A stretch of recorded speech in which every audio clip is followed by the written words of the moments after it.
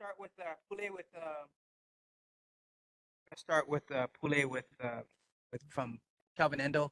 Mr. Endo, can you also do a prayer for the Calamero family, Tyson, the one that recently passed as well, please, and we can have a moment of Okay. silence with that. Thank you, sir. Okay. You want me to start? Yes, sir. Okay. Yes, Mr. Endo, go ahead. Father, we come to you with sad hearts and again losing someone so young. Lord, we do ask your blessing on the family, the close relatives, the community. So many are talking, hurting. We ask your comfort. Yes, you surround that family with people who will encourage them, will mourn with them, will remember. Bless them. Continue to remove the things that is in people's hearts that cause them to do things that hurt others. We ask a big of love in the hearts of your people, in our community, and help us as a community, as the Wai'anae Ohana, to love as you love. And bless our meeting tonight. May all things be done to bring you honor and glory and to make Wai'anae strong. For praise in Jesus' name. Amen. Amen. Thank you, Mr. Endo. Okay, we're going to start off with City Emergency First Responders, HFD, please. Oh, I'm sorry. We'll start with section bullet point 2, approval of meeting minutes, approval of Tuesday, December 3rd, 2024, Tuesday, February 4th, 2025, and Tuesday, March 4th, 2025. Has the board members been able to review those minutes?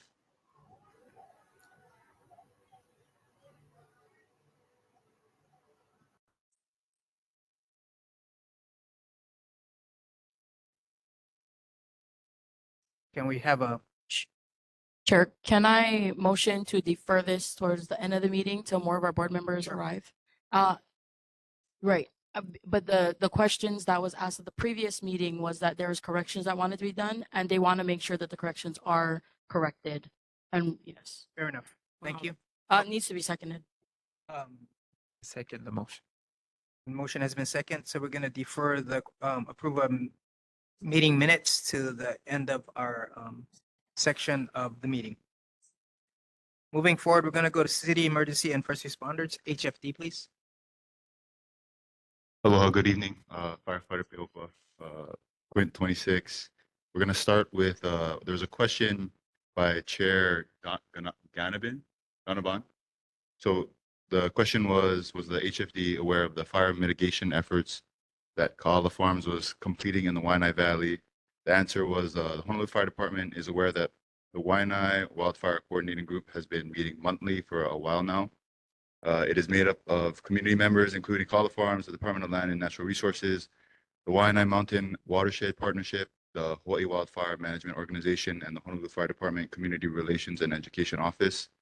These members alert the Honolulu Fire Department Wildland Program when pressing issues are brought up. So the Honolulu Fire Department companies that focus on responding to the emergencies like per area are not all going to be aware of the ongoing prevention and mitigation work by these community members, but the department as a whole is.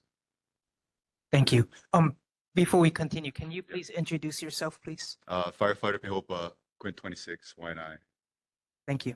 And then for the statistics for March 2025, we'll start with the fires. We've had 1 structure fire, 2 wildland/brush fires, 10 nuisance fires, and 8 activated alarms with no fire. So those nuisance fires would be fires including like rubbish fires outside of a structure or vehicle, small fires like that.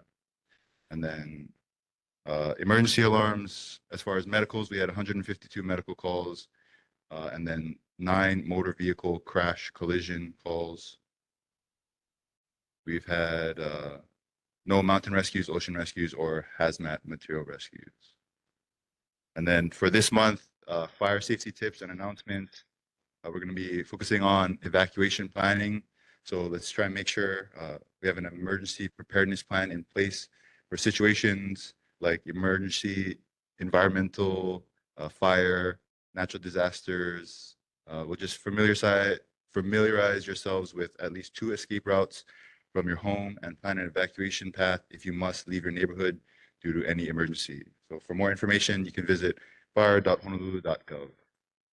And then a couple key points: just leave early to avoid getting trapped by fire, smoke, or traffic delays.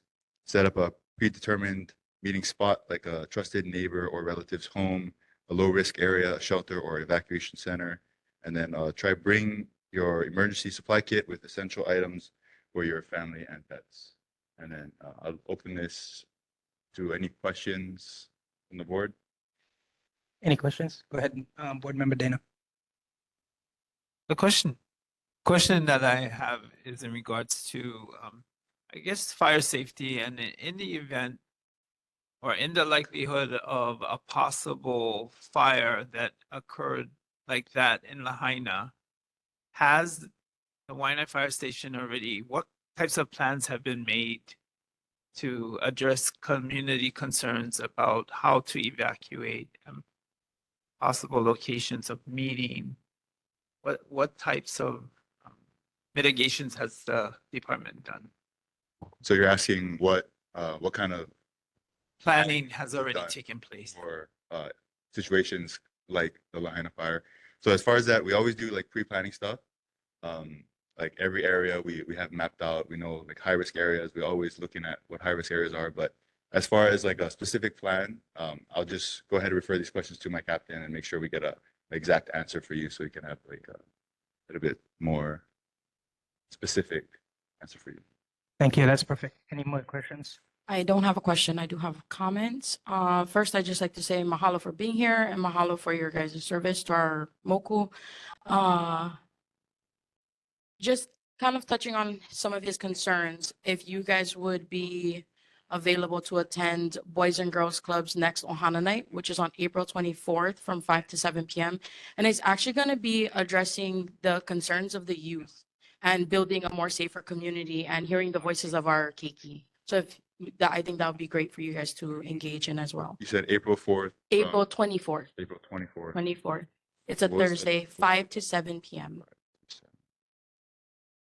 Okay, and then yeah, I'll go ahead and ask my captain then and see what we can do. Mahalo. Anything else? That's it. I appreciate that. Yeah, if you can just follow up next month with that question that Board Member Dana had. Thank Yep. you. Sounds good. Thank you. That's it for HFD. We're moving on to HPD. Good evening, Online. Chair, board members, members of the community. I'm Corporal Peggy with the Honolulu Police Department, District 8 Community Precinct Team. I do have your stats for March. In March, we had 21 motor vehicle thefts, 3 in our area, 15 burglaries, 2 in our area, 117 thefts, 26 in our area, 25 unauthorized entries into a motor vehicle, 7 in our area. We had a total of 8,101 calls for service. 2,322 were in our area. I don't think I have anything else. I won't put to any comments, questions, or concerns. Any questions in the community? Board members? The question that I would ask is, in response to those calls coming in or any types of activity that may have occurred within our community, how many of those have been by individuals who identify as houseless? We don't break down the calls by who calls them, sir. The way that When- we maintain and when we get the calls, we don't ask anyone their status.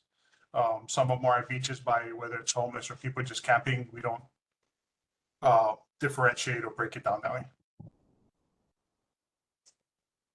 So is there a mechanism to capture data for our community so that we are more enlightened to some of the issues that or some of the comments that take place within our community that suggest that the bulk of the illegal activity that is occurring within our community is happening by a certain population. So just to better inform our community, how do we get that type of data? I can ask our computer individuals. But then again, when somebody calls for a theft report, we don't put down that it was a homeless person if there's nobody that was arrested for it. Yeah. So these are calls for service. So somebody calls and reports a theft. If there's no suspect, we wouldn't know whether it was a houseless individual or just somebody that came into the community. So I'm not sure how accurate I can those are. I can chime in.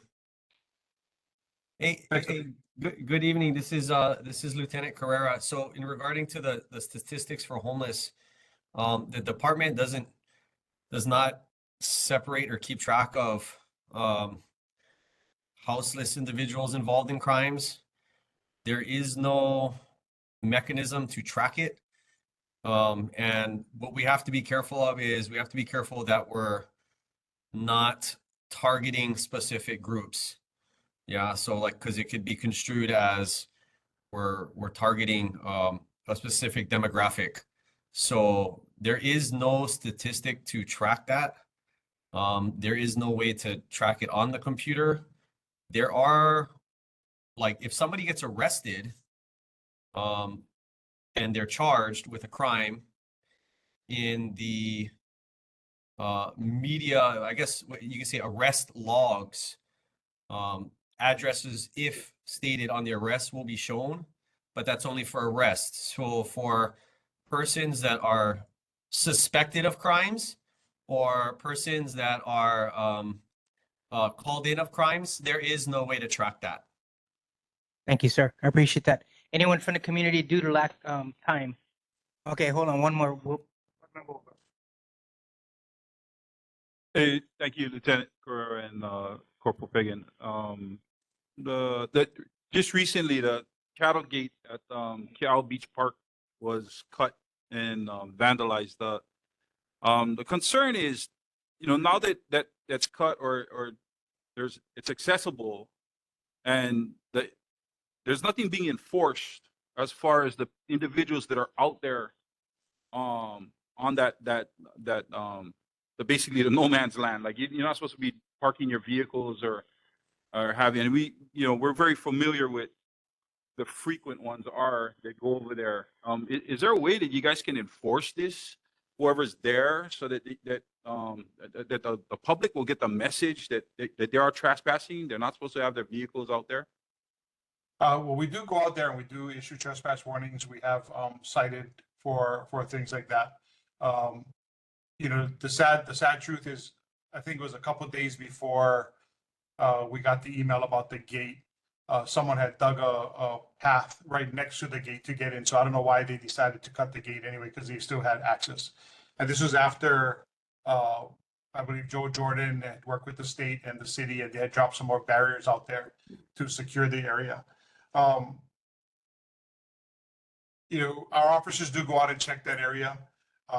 To be honest, this is my personal opinion. There's been a lot of effort, a lot of money, and a lot of time that's been spent trying to secure that area, which unfortunately takes away from areas like Lahi Lahi, where the beaches and the parks are actually used by everyone else. So, because of these issues, we're trying to figure out how we can manage, the unimproved areas where nobody is supposed to be using versus the areas that people want to use, the community want to use, but can't because of the camps and stuff like that. So yeah, we've talked to our patrol guys. They have been going out. They have been doing their thing. Unfortunately, again, with a lot of these people, they don't care about the citations. So when they get them, if the courts don't follow through, the judges don't follow through, they realize that there's nothing really going to be done to them other than us coming out there and giving them the citation. So, yeah, kind of a circle and hamster wheel that we're dealing with here.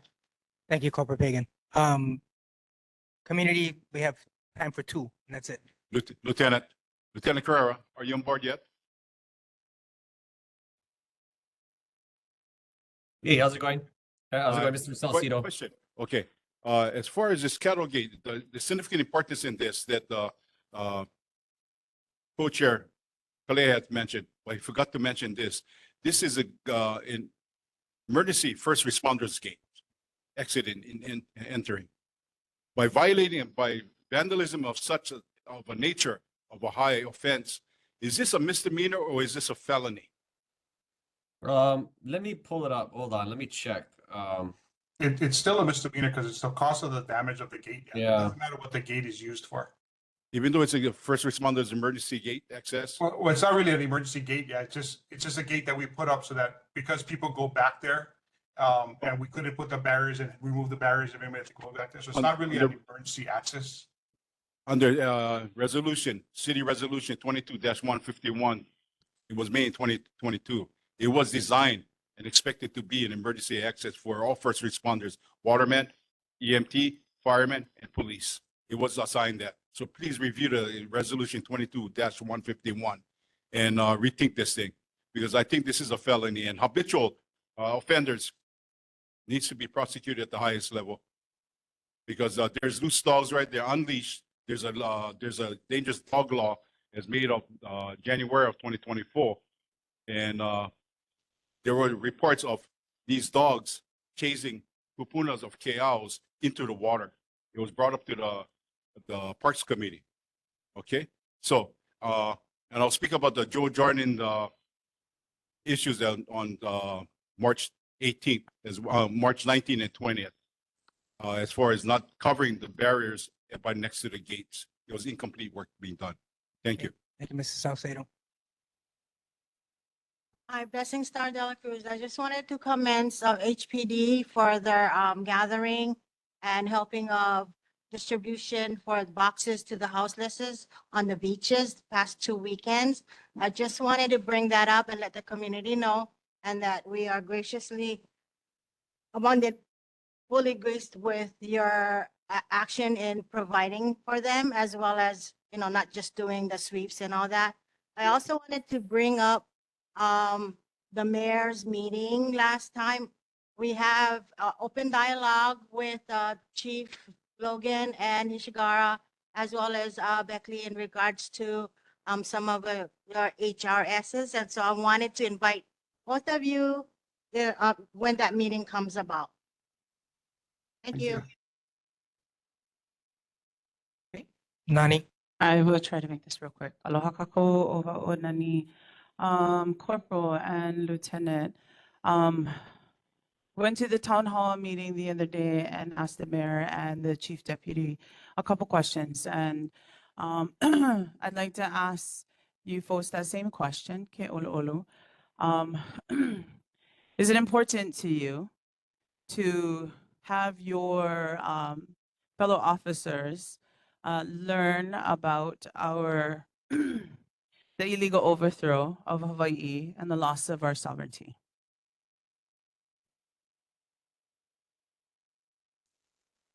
I personally, I believe that mandating that someone learn about that, other than learning about the laws that we are sworn to protect and uphold, which are on the books. You know, because the citations that we issue, they go to a city and a state court. Sir, the laws I that you're don't mean talking to cut about, you off, and I there's no know court there's that only a can little bit actually- time.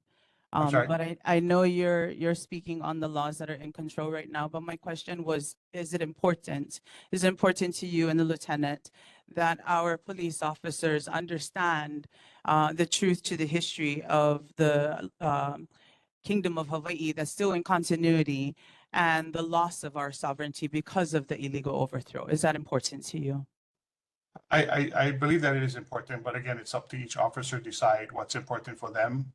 And again, the laws that we are issuing citations for are the laws that are with the Hawaii revised statute as well as the revised ordinance of Honolulu. So and being aware of that would not change the citations that and the violations that we're citing for.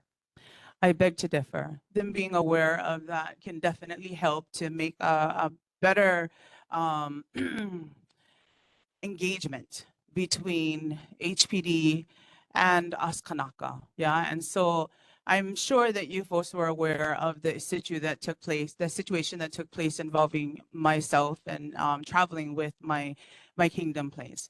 And so that's where the question was. But it's in also regards to the microaggression that was placed upon me because your officers did not understand the official language of our country, Hawaii, our Wai'anae. Yeah, and so my question, real quick, my question to you is, do you have cultural training within your departments, and how do we get cultural training within your departments? As the chief deputy, as well as the mayor at the town hall, had stated that yes, that is important, and so that needs to be done, and I'm wanting to make sure that and help in any way to get that done, because your officers are being trained in a Western mindset. Thank you, They're Nani. not being trained in a cultural mindset, and that needs to be changed so there's no more aggression between us as Kanaka standing up for the rights of our sovereignty, or the rights of the continuation of our Hawaiian kingdom. Thank you, Nani. Ay, mahalo.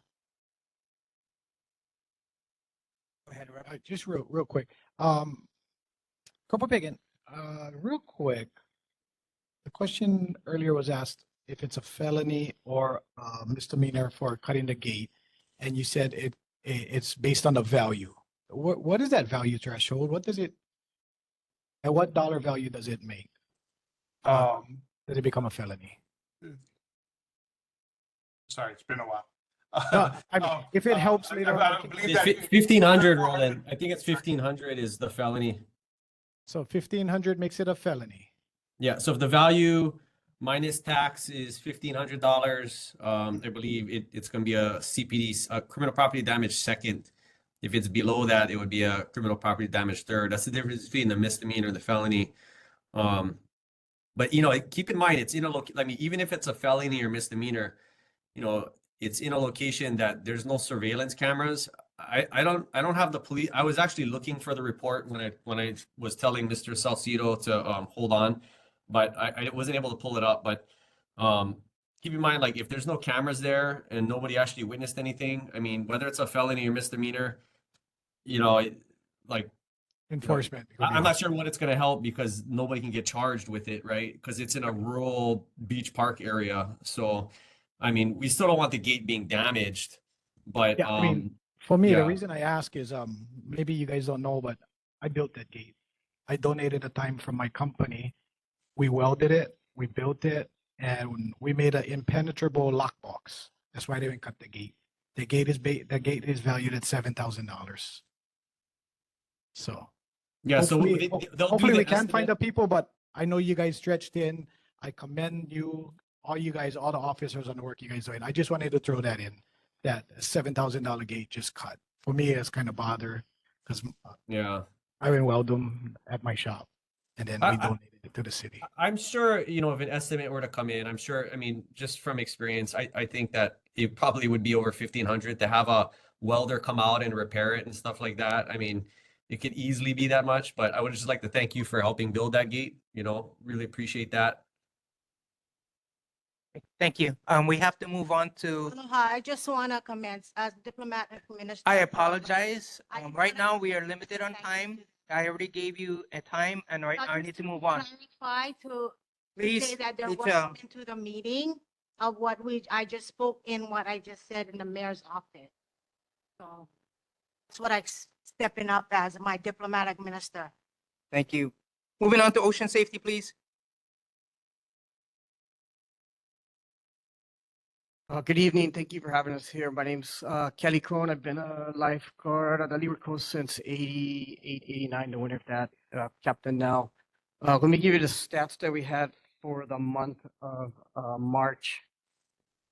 We had 116,000 people, visitors and locals alike. We had 15,000 preventive actions, 820 minor first aids, 17,310 public contacts. And some of the cases that we've had along the Leeward Coast, we had missing scuba divers at Yokohama's. They were found. Multiple monk seal sightings. We give the information to NOAA. 2 shark sightings at Makaha. Couple shark sightings outside Pokai Bay. We had a 3-prong foot, 3-prong. Somebody discharged their 3-prong and it went through their foot. With several medical conditions at Pokai Bay. And that is about it. I just got the stats just a couple minutes ago. So there was a question I got from another neighborhood board. How do we gather the stats? So right now we're manually entering them. Hopefully they're doing a test pilot program where the stats will get entered right off I guess it'd be like an iPad. It will give real-time data, currents, tides, wind direction. There's a drowning. The information goes straight to the medical director right away. Other than that, if there's any questions, one last thing, we'll be starting our Seating County Junior Guard Lifeguard program. For the next meeting, I will get you the website, and the kids, I believe, can register right online. And I think there'll be 4 sessions out here. Right. Board members? Regarding that cattle gate that is technically not in service, but do you guys have a key for that gate? We don't have a key for that gate. We have a key for Makua and Yokohama's. Yeah. Yokohama's is a code. Yeah, one of the big concerns for that gate is so that you guys have Yeah. access to it. I'll try follow up and make sure you guys have a key for it. Of course, when it gets fixed. Thank But, you. Thank you for save us. Thank you for coming. Okay, thanks again, board. Any other board members, questions? Go ahead, comment. Thanks. Mahalo, Captain. I just wanted to say mahalo for being here and for your service to our moku. I have a question, Sheriff. Yes, go ahead. Okay. Regarding this, Captain, for the waterman, these gates was designed actually for the emergency access, okay? So be consistent with and collaborate with HPD on this because this kind of damages, hinders first responders to the watermen, exactly. And not only that too, because of all the bad behavior that's happening on our west side, they're killing the monk seals and everything else too. These kind of things that's happening on our beach coastline. And there's loose dogs there as well too. So they might be attacking our lifeguards as well too. So please follow up with HP on this and get back to the development concerns with our chairs.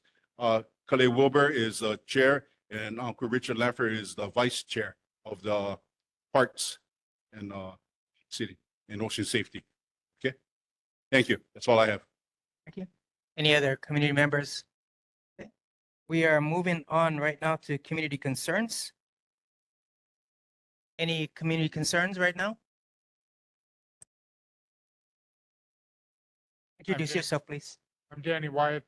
I'll refer to Ron Umehara and then cover after him. Okay. Aloha, can you hear me? Yes, we can hear you, Ron. Okay, thanks. Aloha, I'm Ron Umihira. I'm the Dean of Career and Technical Education at Leeward Community College. And my colleague, Danny Wyatt, who is a coordinator at the Wai'anae Moku campus, is there in person this evening. Mahalo for allowing us a few minutes of your time as we are here to invite you to a very special presentation next week, Tuesday, April 8th at the Learning Center at Maiili from 6 p.m. to 7:45 p.m. The speaker is Mark Perna, who is an international speaker, a generational expert, and best-selling author. Mark's presentation next week, Tuesday, is titled Unleashing Passion, Purpose, and Performance in Younger Generations. Danny has some flyers of Mark's presentation that he can share with everyone. And Mark will talk about today's younger generations and present on key insights on how they think, what makes them tick, and how they make decisions. A few other tidbits about Mark is that his #1 best-selling book, Answering Why, has won 8 national awards, and we will give out a few books at his presentation. Every year, Mark delivers more than 80 keynote speeches throughout the nation, and he also spoke at Harvard University by special invitation. Mark last spoke in Hawaii back in 2020, and after 5 years and a lot of requests for him to come back, we have him back in Hawaii, and he'll be speaking at the Maili Learning Center on Tuesday, April 8th, and also Wednesday, April 9th at our Wai'anae Moku campus. So Danny has some flyers about that too. We like to invite all of you as much as possible because you don't want to miss his presentation. So please register. There's a link on the flyer to register, and he'll speak for about an hour and a half. But I can reassure you that his hour and a half is going to be worth everyone's time because he's just an inspirational speaker. Thank you very much. Any questions, anybody? They can answer. Thank you, Ron. Appreciate your presentation. Okay, community. Mahalo. Yep. Okay. Hi, Blessing Star again. I hope you give me more than 32 seconds this time again, Philip. Okay, I'm sorry. I'm very emotional right now because I was trying to address the situation between HPD and the community and also the kingdom together. Okay, that's the concern. That's a concern. There are many other concerns that I can bring up, like RISE and the children and education and all Okay, that. are you asking a question, Ms. No, I'm letting you know Okay. more than. Thank you. I 32 appreciate seconds. your time. Thank you. Next, please. Gary Shinsato. I just wanted to express my concerns on Governor Josh Green and Homeless Director John Mizuno's improper use of the emergency proclamation, which actually violates HRS 127A-1. I'm going to read a couple of excerpts from the statute. Because of the existing and increasing possibility of the occurrence of disasters or emergencies of unprecedented size and destructiveness resulting from natural or human-caused hazards. Some examples of natural hazards are hurricanes, tsunamis, earthquake, and lightning. Some examples of human-caused disaster is the Alawai sewage spill, Red Hill field disaster, and the Maui wildfires. Now, having said that, what disaster, natural or human cause, that specifically hit the Wai'anae coast that gave the right to the governor to draft an emergency proclamation? None. Paragraph C of the revised statute, this chapter shall be liberally construed to effectuate its purposes, provided that this chapter shall not be construed as conferring any power or permitting any action that is inconsistent with the Constitution and laws of the United States. I've heard a lot of statements by a lot of people saying, we can't do anything about this because it's an emergency proclamation.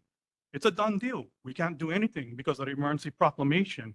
If those statements are right, it violates the 14th Amendment of the Constitution, the people's right to due process. And since that's a federal article, we should actually get the feds involved with this. If not, I got a better idea. Why don't we have President Donald Trump write one executive order that trumps the governor's emergency proclamation? In closing, I just want to ask everybody these 2 questions. The governor and the RISE organization and anybody who wants to build on this coast any affordable housing, homeless shelters, kahalis. I just want to ask 2 questions, quick questions. If you care about our community's health and safety, why are you building in the middle of Hiko's largest PSPS area? If you care about our health and safety, why are you building in the largest Hiko PSPS area without any adequate emergency exits? Thank you. Thank you. Next community member. Danny White, I'm the coordinator of the Wai'anae Moku campus. Sorry. I'm the coordinator of the Wai'anae Moku campus. In order to put a little bit more perspective into the importance of the speech that's coming up on next week, in 2018, there are 1,400 students in the 96792 area code, zip code, I guess it's zip code, that were attending either UH or Leeward Community College. Last fall, 2024, we had 750 roughly students attending college. We've lost about 700 students going to the UH system that aren't furthering their education. So there's a crisis of education going on now, and that's what I think the Mark Perna talk has to do with. Also, I'd like to bring up, there's an open house at the Wai'anae Moku campus. Many people haven't been there. We're now in Miley next to Miley Elementary School. It's an open house on April 17th between 5 and 8. That's all. Public is always invited, so I please encourage anybody to show up. Hello, any questions? Thank you. No questions, sir. We supposed to have a climate, she's online. Okay, go for it. Kiana, please, introduce yourself. Great. Aloha mai kākou. My name is Kiana Otsuka, and I'm here on behalf of the City and County of Honolulu Climate Change Commission. And the purpose of our commission is to convene the latest science and trends related to climate change to the mayor and members of City Council. I wanted to tell you folks that we'll be having our next meeting in May in person, right before your neighborhood board meeting, from 5 to 6 p.m. at the Wai'anae Neighborhood Community Center. So I just want to invite you folks to come and join us. And I'll pop a little bit more information in the chat also. But I also wanted to invite you folks to go ahead and email me if you have any topics that you'd like to be discussed related to climate change and the Wai'anae Coast community. So thank you for your time, and hopefully see you folks next month. Thank you. Thank you. There's a flyer in the back if any of us want to remember that. Okay, next community member, Thank you, please. Chair. Aloha. Kalei Sausero. Okay. In February 18, there was the committee board meetings. The houseless and education committee, we had informed those committees that this board had voted 100% no against the rise issues. Okay. Building. Okay.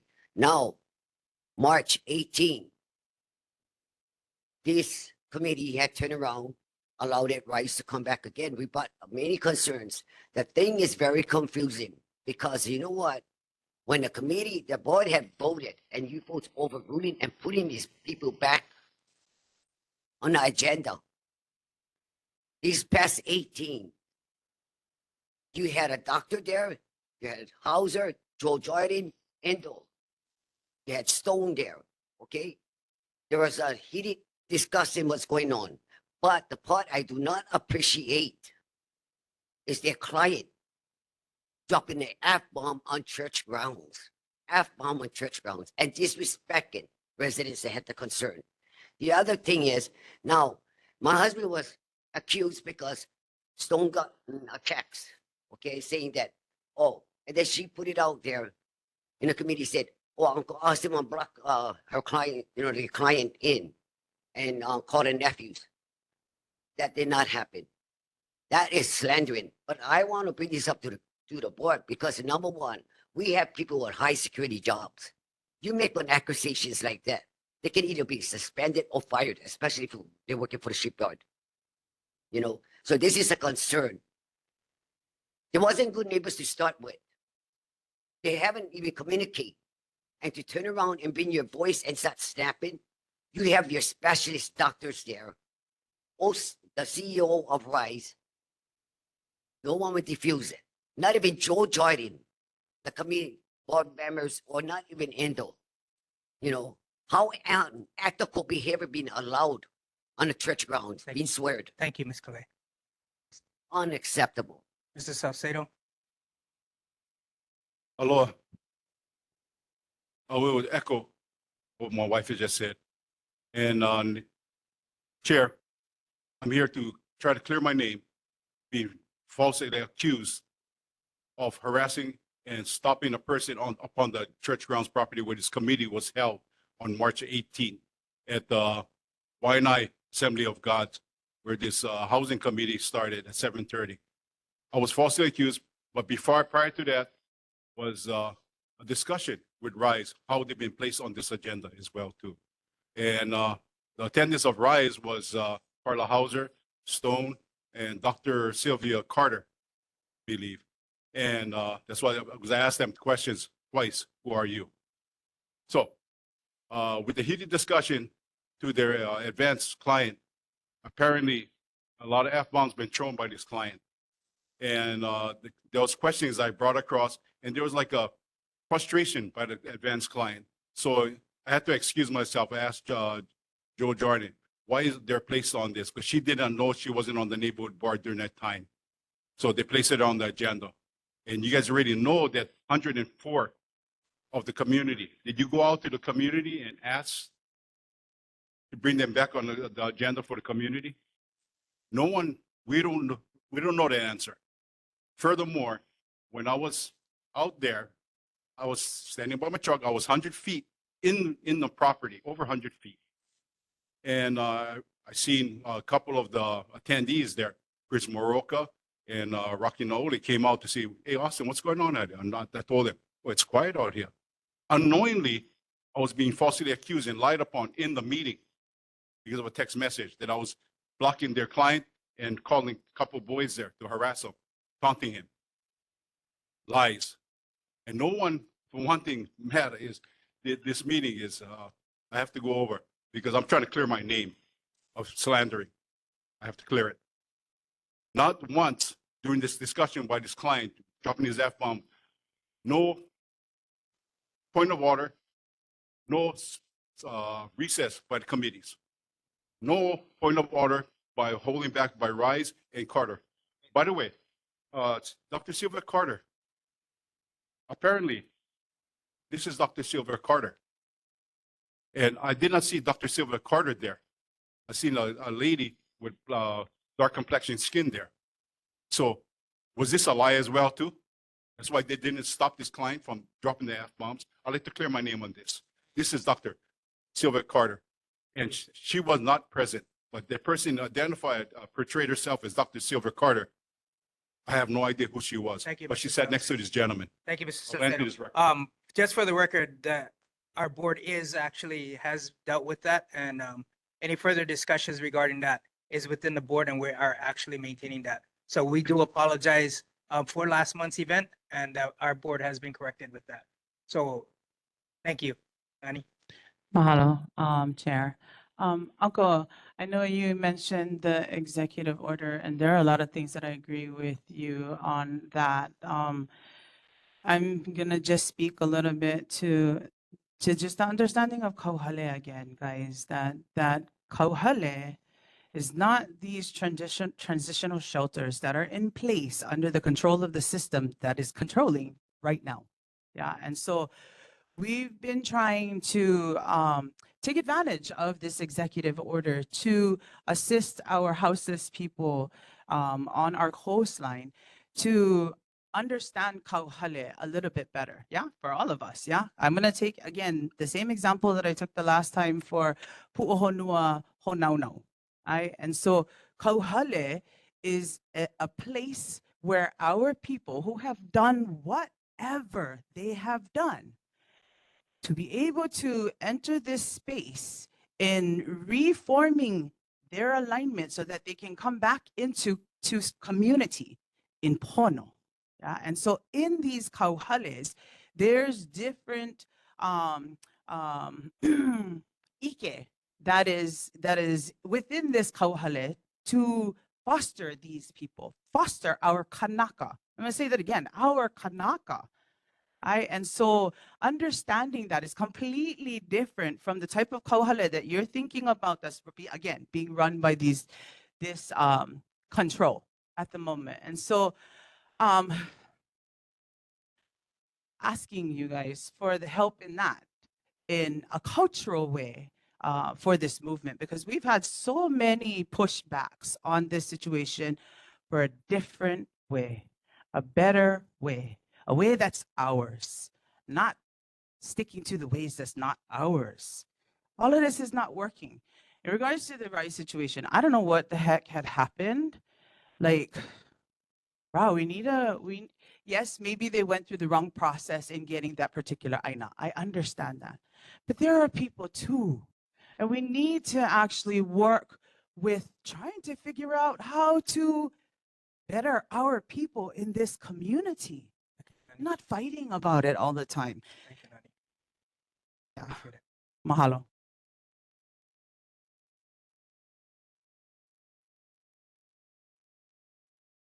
Be real quick.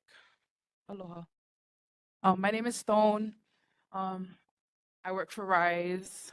There was a situation that happened at the subcommittee meeting while we're still doing our educational presentation. We were interrupted by Uncle Austin, who addressed us about our program that had nothing to do with the education part. We weren't even on that subject yet. So nicely, we responded as best as we can. We did have some of our clients there. One of our clients, born and raised in Makaha, stays with us at the Raphael House at Kahumana. He reacted, and it wasn't too bad, I feel, to a news report that he saw on Hawaii News Now of them slandering us. And he knew nothing about what's going on in the community and how people feel about them because he just loves Makaha. We don't tell our kids everything that happens in the pilikio that we have with the people. So he was shocked when he saw that. So he just wanted to come to see what was going on because we let him know. So he was there naturally responding to your guys' report that he had to read on social media, not even from us. Yeah. So that was the first part. I also wanted to say sorry. I did say that Uncle Austin had somebody called them and blocked in my client. Auntie Calais was calling me for like days and I kept apologizing. I get it. They don't forgive us. But I also want to state like how I told her on the phone that it did not come out of nowhere. Right before they went out to the parking lot, there was a threat because there was a heated conversation. And my client, just like every other voice in the community, wanted to voice his opinion. He had a concern, just like everybody has had a concern. Just like the millions of concerns I've heard you guys stand up at this mic at every single meeting and express your concerns. And for once, this boy opened up his mouth and was able to voice his concern. And it was shut down by the people in his own community. So yeah, I just want to let you know that it didn't come out of nowhere and that he was threatened because it got heated. The last conversation between him and Uncle Austin was, "You don't know me, boy." So yes, I got a text who wasn't from my client because they were stating that it was from my client, but my client never actually texted me. It was another woman in the parking lot that texted me. No relation to Rise. She texted me and said, "Your boy that just got into it, he's in the front. Someone's blocking him in." And what she heard was him say, "You think you can fuck with my family?" Yeah, so that's what I had heard. That was the text that I got. So immediately I didn't feel pono to continue into the meeting talking about Rise and this and that and yada yada while my boy could be unsafe. So I did say, "Kalamai, can we stop this meeting? I feel like all this tension is going too far and my boy's being blocked in at the front parking lot." And then I did mention about Uncle Austin, what was text over to me. So yes, I apologize for just assuming because if they're saying they never do them, we gotta believe them. You know what I mean? But it did not come out of nowhere. If anybody's gonna threaten somebody and then an act of violence could Thank you, possibly be happening right Stone. after. Thank you. I do appreciate that. I got one more, Board Member Perry, and then we have to move on to the next section, please. Wait, it's community concerns. We are moving on. Board Member Perry, thank you. Okay, thank you, Chair, for to address my community concern. I just want to say, is this what the community would have to expect from programs who trying to help improve lives when there's no self-control or self-containment, when there's oppositions, because that should be part of the program to have self-control. Thank you. Point of order, Chair. Can we please let the last two community members speak? Yes.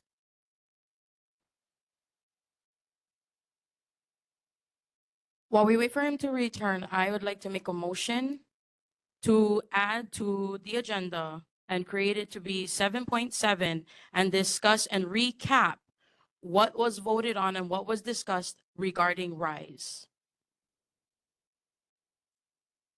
Second motion. I'm going to chime in. I do believe with that topic, with the controversy that's involved with the community, that's something that in the rules of speaking or in decorum that will affect a substantial number of people. So I do think that should be its own agenda item. So I do think that we should have that on next month's agenda rather than add it to this one, because it would give enough community notice to have more people here to be involved in that conversation. So we won't have a complete conversation. I would like to address very specific issues this evening. And Okay. the motion has been seconded. It's No, on it the, doesn't matter. it's if on the it's been floor. Seconded. Because, No, Again, point of order, Chair. point of order. Point of order. Take a break. You guys, patience. We are moving forward.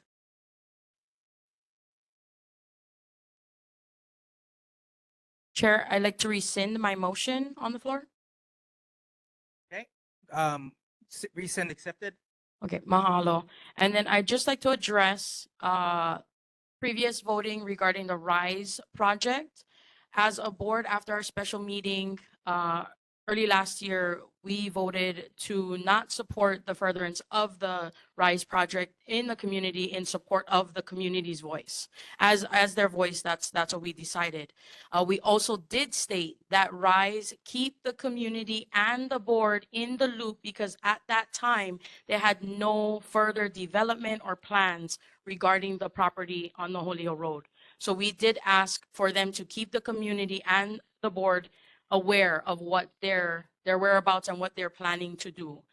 So that was part of the statement, but the board did say we did not, we were in opposition of the project.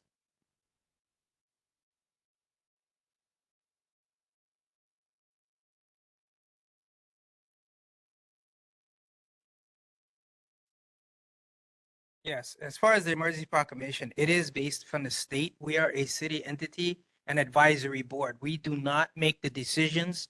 What comes to this board is not the decision. We're not the decision maker. We bring it up to the community. We speak with it within our community. We address it with the community. However, the proclamation is the state. I just wanted to make sure that is heard. Okay.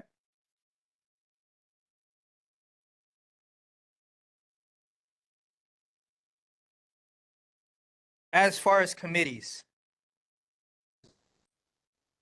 individuals, groups may come to the committees as long as if they have been voted on already, they may still attend the committee meetings, but they will not be put onto the agenda unless the board 100% full board agrees and has a vote to it. Okay, moving on with community issues. And that'll be our last presenter. Blessing Star de la Cruz. I brought my issues to the board maybe 2 meetings ago in regards to my son that I was searching for 7 years. I found him and was given the information by Judge Yu and his attorney where he is located with RISE. I've contacted RISE more than 5 times and no reply or any answer in that regards and sense to where I can reconnect with my family, my ohana, my child, where I still consider no matter how old. I'm asking how come? What does a parent has to do in my position to try to reach out? Because I thought your program was to assist in that direction. But if I keep calling 5, 10 times. I'm sorry, Blessing, you have to address the board. Okay, sorry, my apologies. But I'm asking the board if they can step up and inquire on the procedures, what they following under the federal or actually, from my understanding, the beginning there was federal, then they became private. So now their laws and regulations and proceedings are different from the way how you guys originally voted on with them. So that's what my understanding is, as where my position is. So where we go as the parent has their child in there, not child, but with special needs that they are not aware of, and his condition and his situation that they are not aware of, they're supposed to be treating. Thank you, Blessing. Okay. Hey, we are ending our community concerns at this time and moving on to the next. And that would be our presentations. We'll start with 6.1 with Mr. Kila.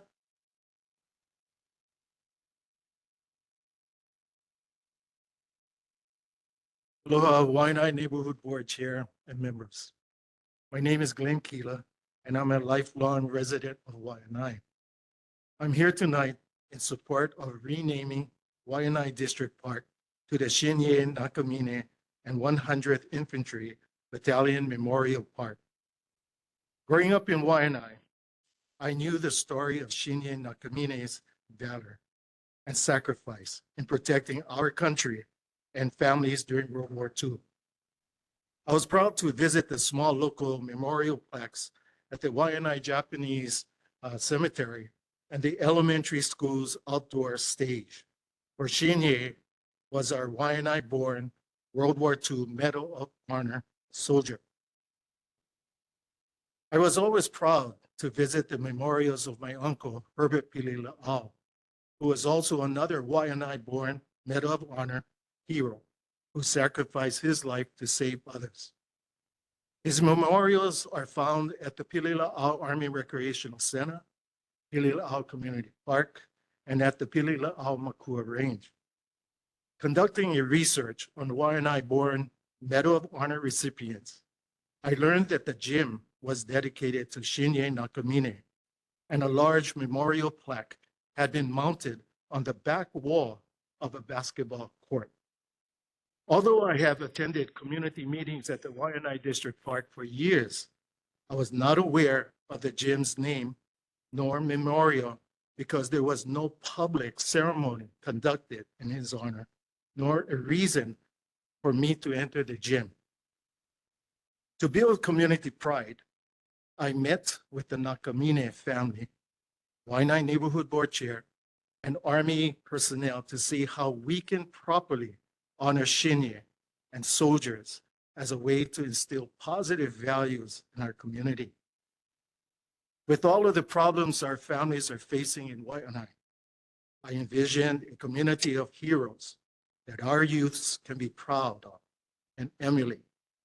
As a community member, I know many of our youths who have enlisted in the military as a way to succeed. Renaming of the Wai'anae District Park to Shinye Nakamine and the 100th Infantry Battalion Memorial Park will honor the valor of our Wai'anae Keiki Hanao, son of Wai'anae, Shinye Nakamine, and the strong family values he learned in our community. Mahalo. Thank you, sir. Our next presenter is asked to be moved into next month. So we're gonna move over to 6.3, early eviction. Roberta Hickey, online.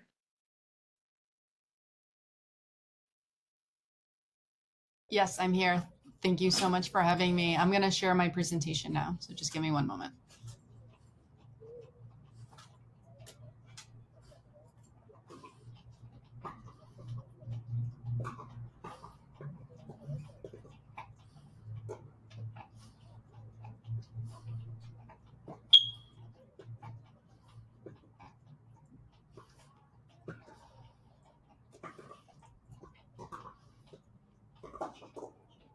Roberta, looks like you froze up.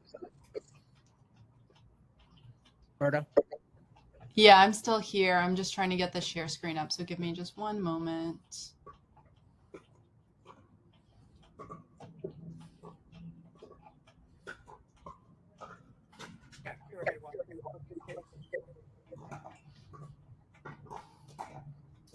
Mahalo ka po kili iko mai.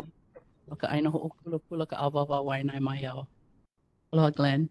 You know, I saw this on the agenda, and was there a committee meeting on this in the parks? Because I don't know about this gentleman. And if there are wonderful people that we should emulate, then we should. But we should get more information. And I know there's another part where you folks are going to make a decision on it. But I would have thought that this one here would have been the presentation more about this individual. Because right now, isn't it called 442nd for all of them?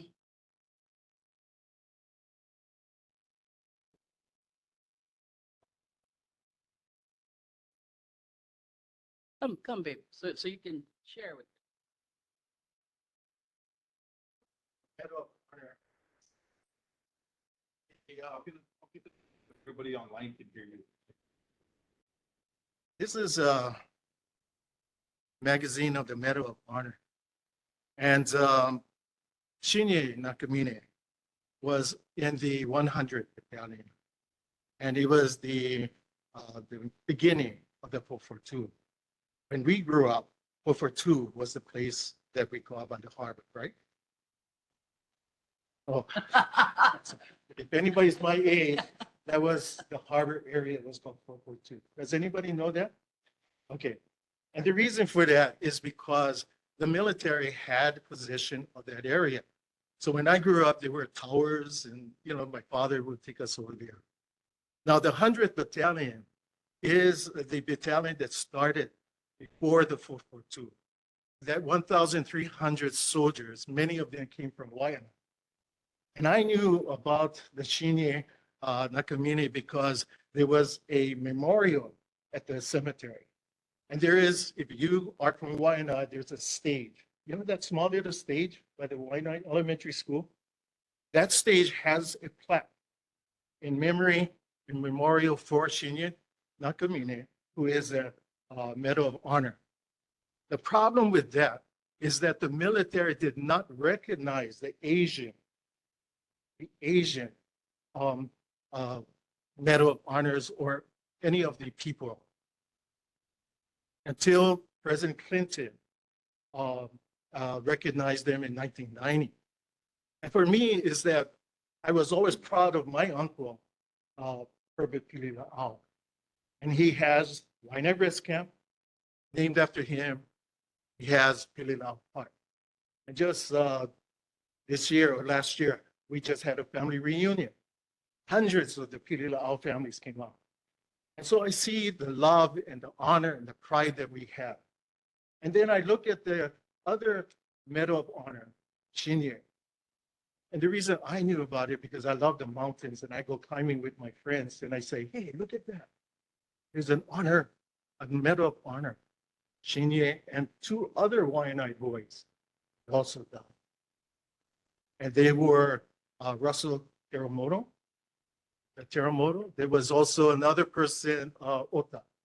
And so these people were never recognized because of discrimination.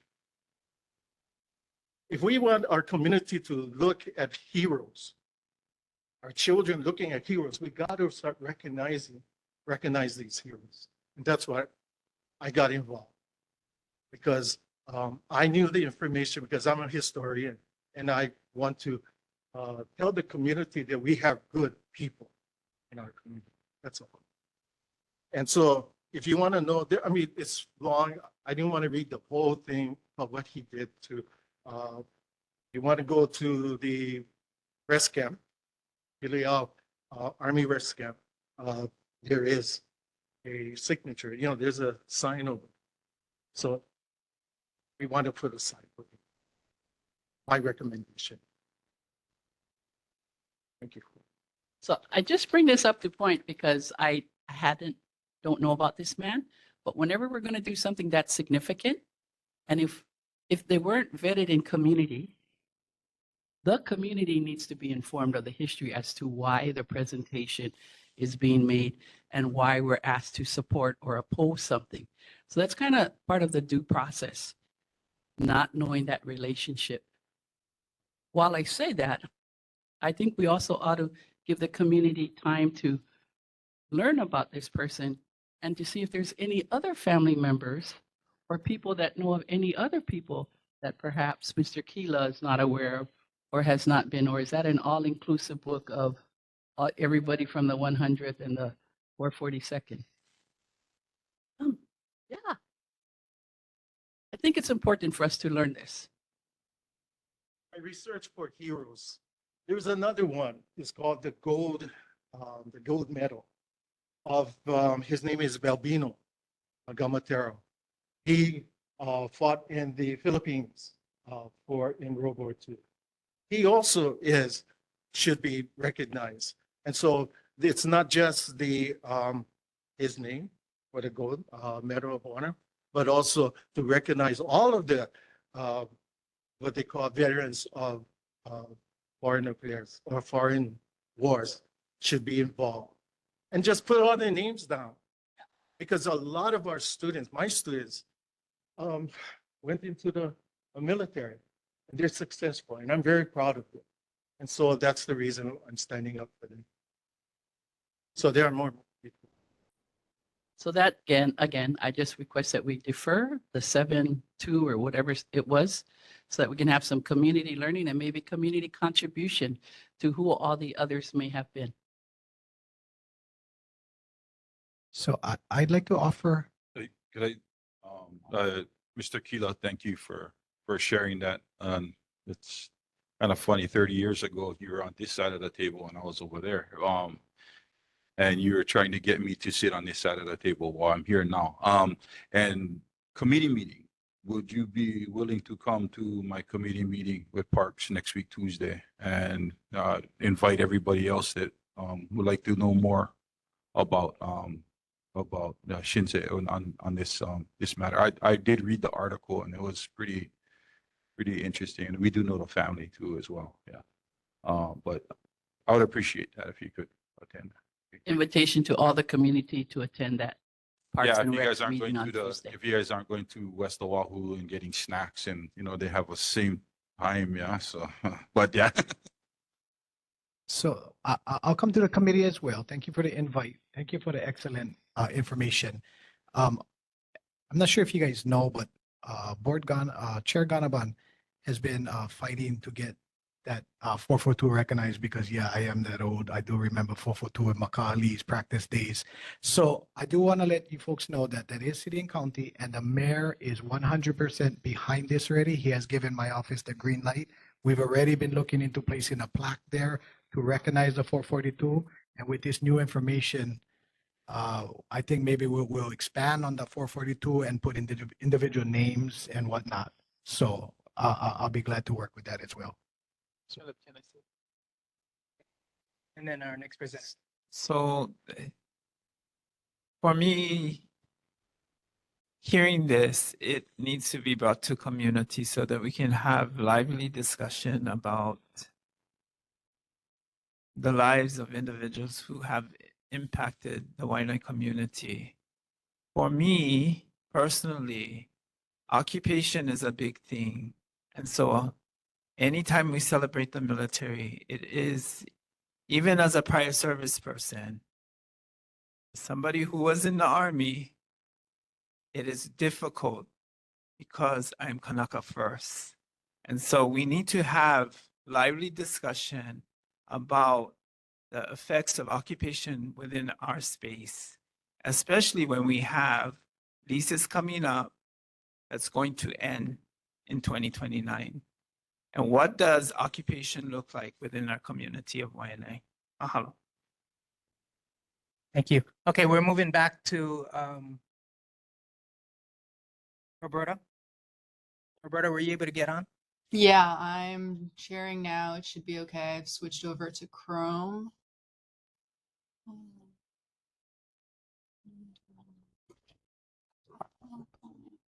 Yeah.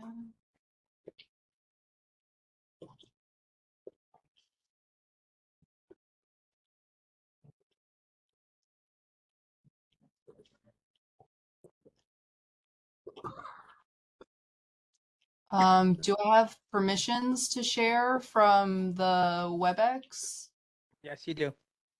Okay, because it's not allowing me to. I mean, I can continue forward without the PowerPoint. That's fine. So That I would be just better. wanted to say thank you so much to the Neighborhood Community Board for having me, for having the Mediation Center of the Pacific. I am here representing my organization. We help to resolve disputes in the community and help to empower people to resolve disputes.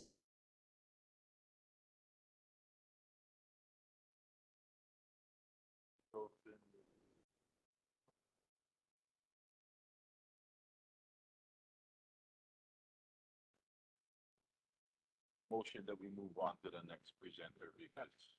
Okay, we're moving on to Pentalon.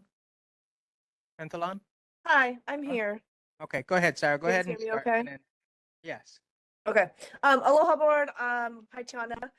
Calvin, I just want to say how much I appreciate your prayer to open up the meeting, and I just hope that what I like to be able to bring to your community can be seen as a blessing. My name is Sarah Mayo. I'm the race director of the Oahu Pentathlon.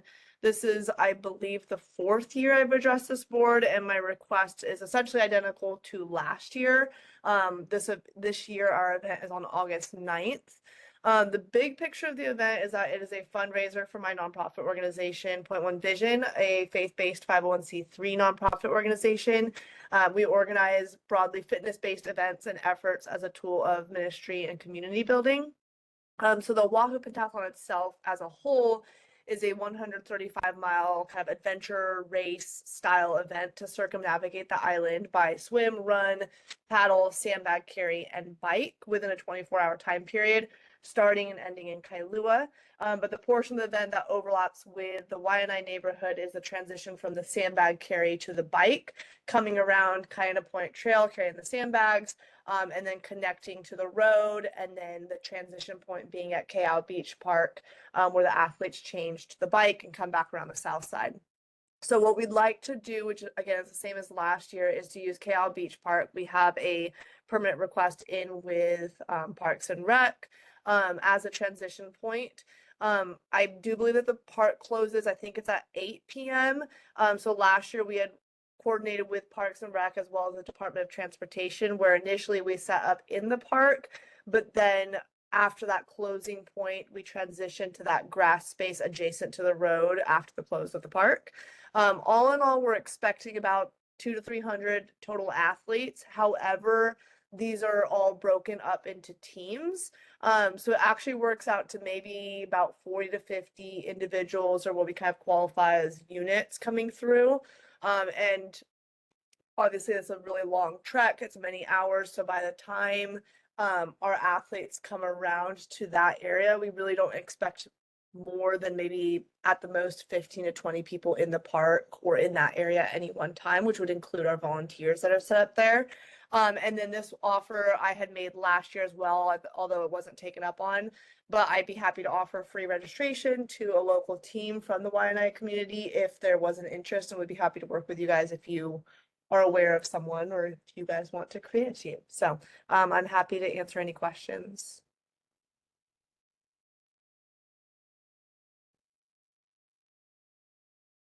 Hi, Sarah, Khalid. Hi. The park you're referring to, is this Yokohama? The Wai'anae, No, that- Keau. the Keau. So you actually, Keau, okay. And you're gonna be on what side of the park?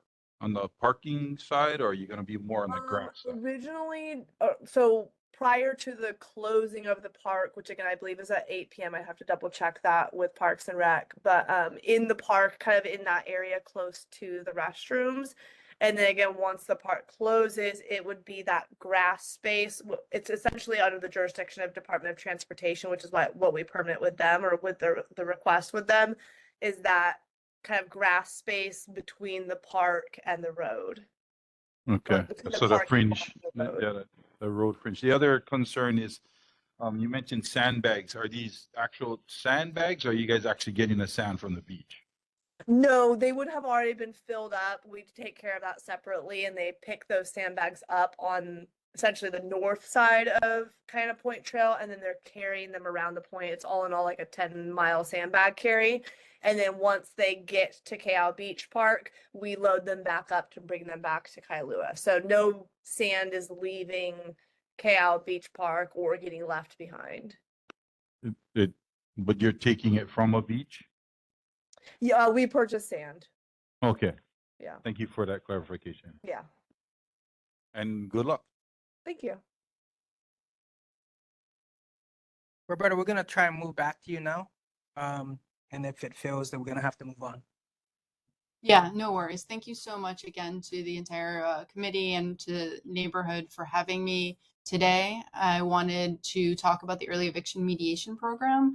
So the early eviction mediation program is history and background is coming out of Act 57, which was the Eviction Moratorium Act, which required landlords to enter into mediation paired with rental assistance for tenants with the COVID eviction moratorium. The program ended in 2022, the Act 57 program, but continued on with private funds. And the program right now, it serves to benefit both landlords and tenants. This program, while is currently not paired with rental assistance and is voluntary, the program does have benefits to both landlords and tenants, as I mentioned. For landlords, the benefits can include reducing time spent recovering rents and navigating the legal system. On average, that's between 1 and 4 months. It saves landlords money spent in eviction between $500 and $10,000. Agreements that foster relationships and mutual interests and support rentals being left in better condition. Use the fact that they've entered into agreement to go to the courts to show they've made good faith efforts to be able to work with tenants.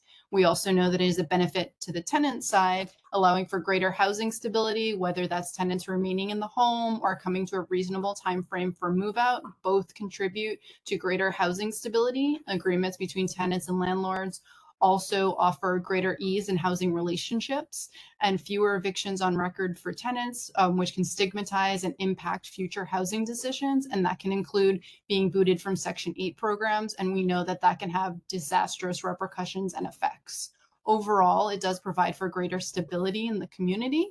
The EM program has been progressing slowly but surely. As it's a volunteer program, we're looking to spread the word and offer places and spaces that are community hubs for people to get this information and to spread it far and wide. Currently, we take up about 33% of all landlord tenant cases that are opened at the mediation center. We have between a 92 and 93% agreement rate. So what that tells us is that when landlords and tenants come to the table, we can find a solution that works for them.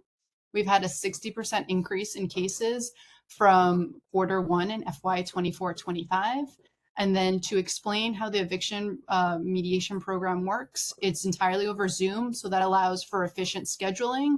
We can usually schedule between 24 and 48 hours, and then we can also resolve cases within 3 to 5 days. And when you compare that to the court system, it can be anywhere upwards of 4 to 6 months. So this is a process that helps people come to a resolution that makes sense for them. And beyond that, we also have been incorporating tools into our process. We have an eviction calculator that we're developing to give a tool for landlords to be able to assess and understand how much that eviction is personally costing them. Because when we see the great gap between $500 and $10,000, those are abstract figures when it comes to eviction. But when we look at a landlord's particular portfolio, the size of their apartment, the cost to repaint, the cost to change locks and all of that, we provide a real-time picture of what that eviction will cost them. We also have paired with HCA to provide locally based budget calculators and documents to be able to assess people's financial positions. One, to be able to assess that living space for them, if it is the right space attuned to their financial needs, but also to be able to understand if they're able to enter into these financial agreements so that they're sound and helpful for them. We've also been working in the legislature to pass some eviction mediation legislation to require landlords to move forward with mediation as the first resort and to give tenants time to be able to do so. Additionally, we're working on tenant Kukua hubs. We've established 2 Kukua hubs, one with Family Promise and one with HCA. These Kukua hubs are networks and centers where people in the community can go to receive information on mediation as well as some of their other services there. They're able to get educated, receive assistance to be able to fill out forms, as well as to be able. Thank you, Roberta. Roberta, do you have a link that you could definitely send online on the chat so people can see? I apologize because of the delays between going back and forth. We're kind of running over on our presentation times. That's totally fine. I will include a link in the chat for any more information specifically to our program to follow along. And if anyone would like a flyer, I can send a flyer out to the board as well. And Roberta, if you want to connect with our housing committee, that would be a great place for that to actually be continued talking as well. Yeah, that sounds great. I'll follow up via email. Thank you. Okay, thank you. Okay, going to 7 board business. Oh, 7.1, approval of Tuesday's April 1st, 2025 agenda. I make a motion to approve Tuesday, April 1st, 2025 agenda. Any second? Okay, Ms. Lanford made the second. Okay, any abstentions? Okay, Agenda has been approved. Moving on. They deferred.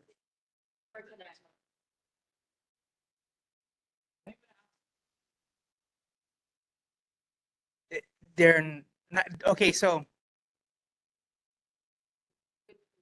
Yes, so a lot of the time is that the presenters will present and we'll send it back to the committees. And so that's how usually they build their stuff as well, is on the committees. So this, 7.2, discussion of Wai'anae water tank and water service concerns. Mr. Eli, I know he left, but that was one of his concerns is the water tanks. The water service,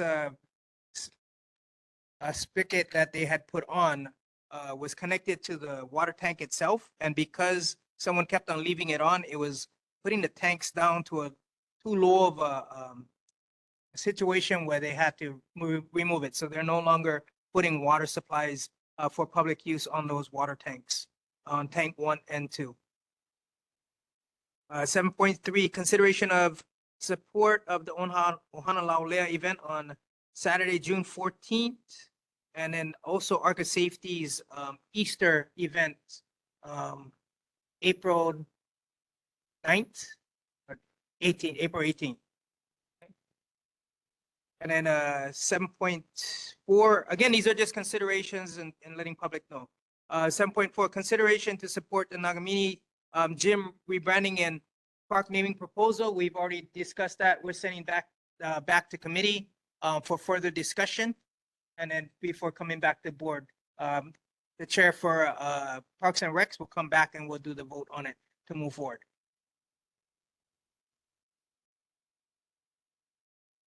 Any concerns regarding that area? Chair, I would like point of clarification. Okay. So consideration to support the Ohana Laulea and then the April 18th. So what is the support needing to be for? Like, are we supposed to be attending or what are we asking? Well, we're just asking, this is basically letting everyone know that on June 14th and April 18th, there is community event known as the Arca Safety Easter Egg event and the Ohana Laulea, which is part of the Ahi tournament that's going to be happening. So it is a community event. If you guys would like to participate, it is, available for you guys to do that. If I may, Chair. So these are just community events, so you don't need our participation as far as us, the board. Well, if the board would like to set up a educational tent or be part of it as well, then yes, it is a consideration to take.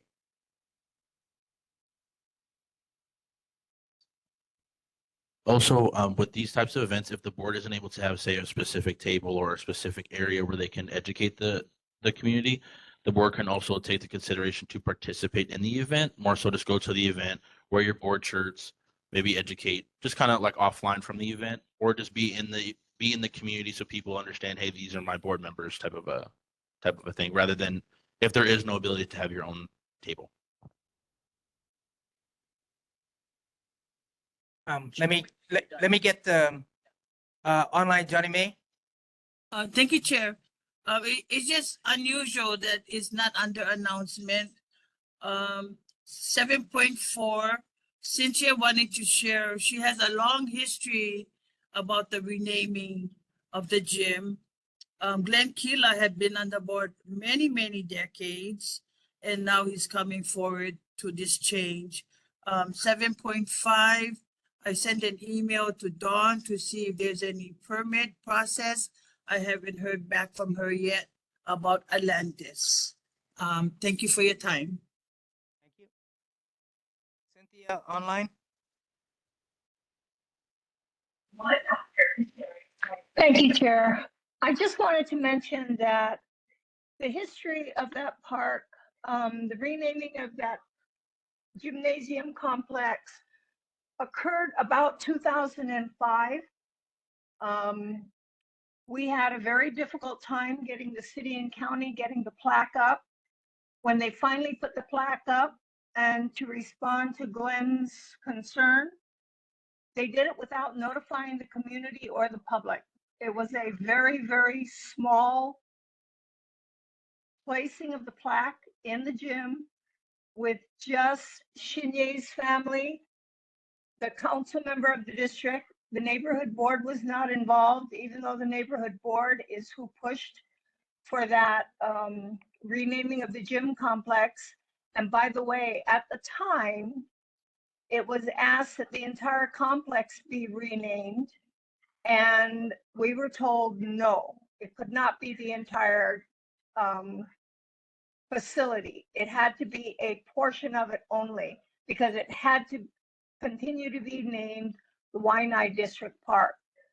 So I wanted to put that out there so that people who don't know the history of why that plaque is up there understands it. The other thing is there is a third Medal of Honor recipient.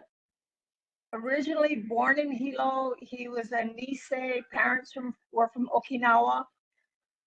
Actually, he enlisted before Pearl Harbor, ended up in the 100th Battalion, and was a Medal of Honor winner recipient for the same battle that Shinye Nakamine was in Taranto, Italy.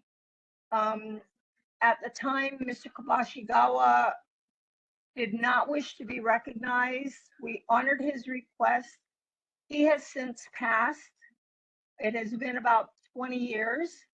So I think that Glenn's recognition of the entire military organization of the 100th Battalion and the 442nd Regiment is commendable. But I did want to give you some background as to why it appeared that very few people knew that the Nakamine Gym was the Nakamine Gym. And that was a decision that was made by the city and county at the time to host a very, very small, intimate hanging of that plaque without even inviting the neighborhood board, where the neighborhood board is the one who pushed for it. So just to give you some history, and if we're going to add additional names, I think the third Medal of Honor recipient from Wai'anae should also be recognized. And that is Mr. Kabashigawa, because when you look at it, up till the Korean War, the population in the Wai'anae district was under 10,000. And that is a very high percentage of Medal of Honor recipients for such a small community. And it should be recognized. Thank you. Thank you. Any other concerns? Okay, we're going to move on to 7.6, report of board members' attendance at other meetings and declaration of conflict of interest. Any board members to report?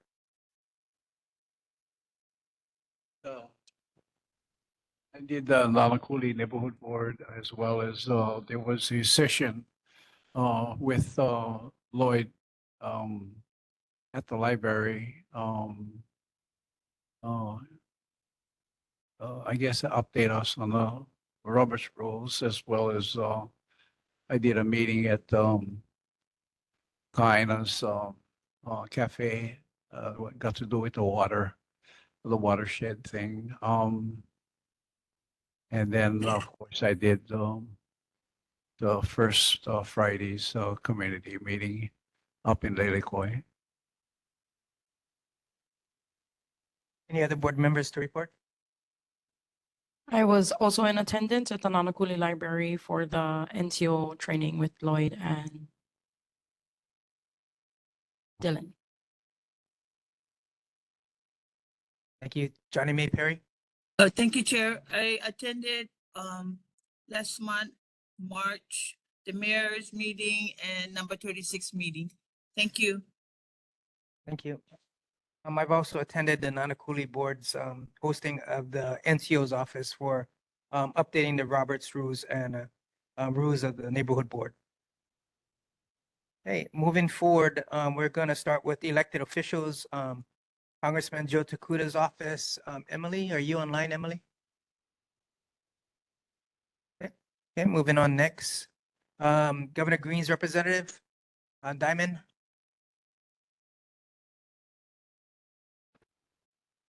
Yes, aloha. Thank you. Aloha, Chair, board members, and community members. My name is Diamond Badajos, Information and Community Relations Officer at the Department of Hawaiian Homelands, here on behalf of Governor Green. I don't have anything to share or follow-ups from last meeting, but I did want to say that the Department of Hawaiian Homelands is moving quickly in a lot of our awards. Last month, on the 22nd, we did award 790 leases for West Oahu. This Saturday, we will be awarding 91 leases at Pu'uhona on Maui. And next week, Saturday, we will be awarding nearly 400 leases in West Hawaii. And I just want to mahalo the community for coming out and supporting us at the West Oahu Awards and again at the rally, Kuhio Kako at the state capitol. And I'm here to answer and take any questions.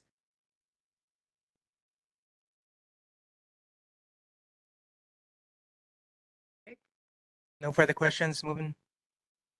Dana, you got questions? Yeah, I have a question in regards to, once again, the emergency proclamation and how the process works. So community is better informed at the legal standing that the state of Hawaii has in utilizing that mechanism to put in programs or spaces within communities so that it doesn't have a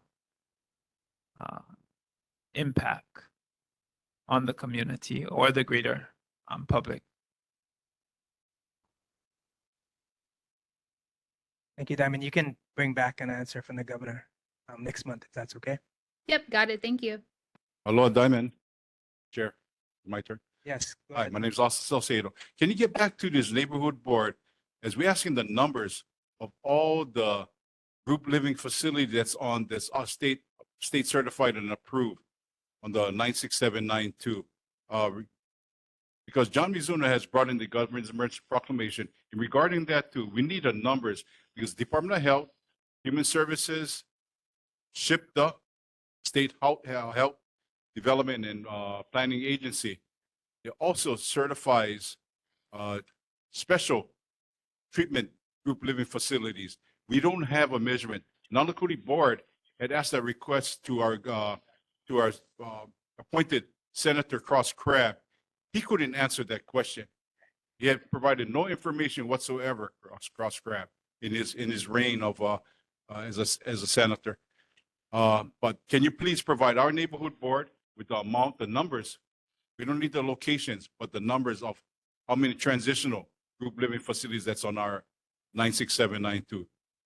Thank you, Mrs. Salcedo. Thank you. Ms. Kapoor.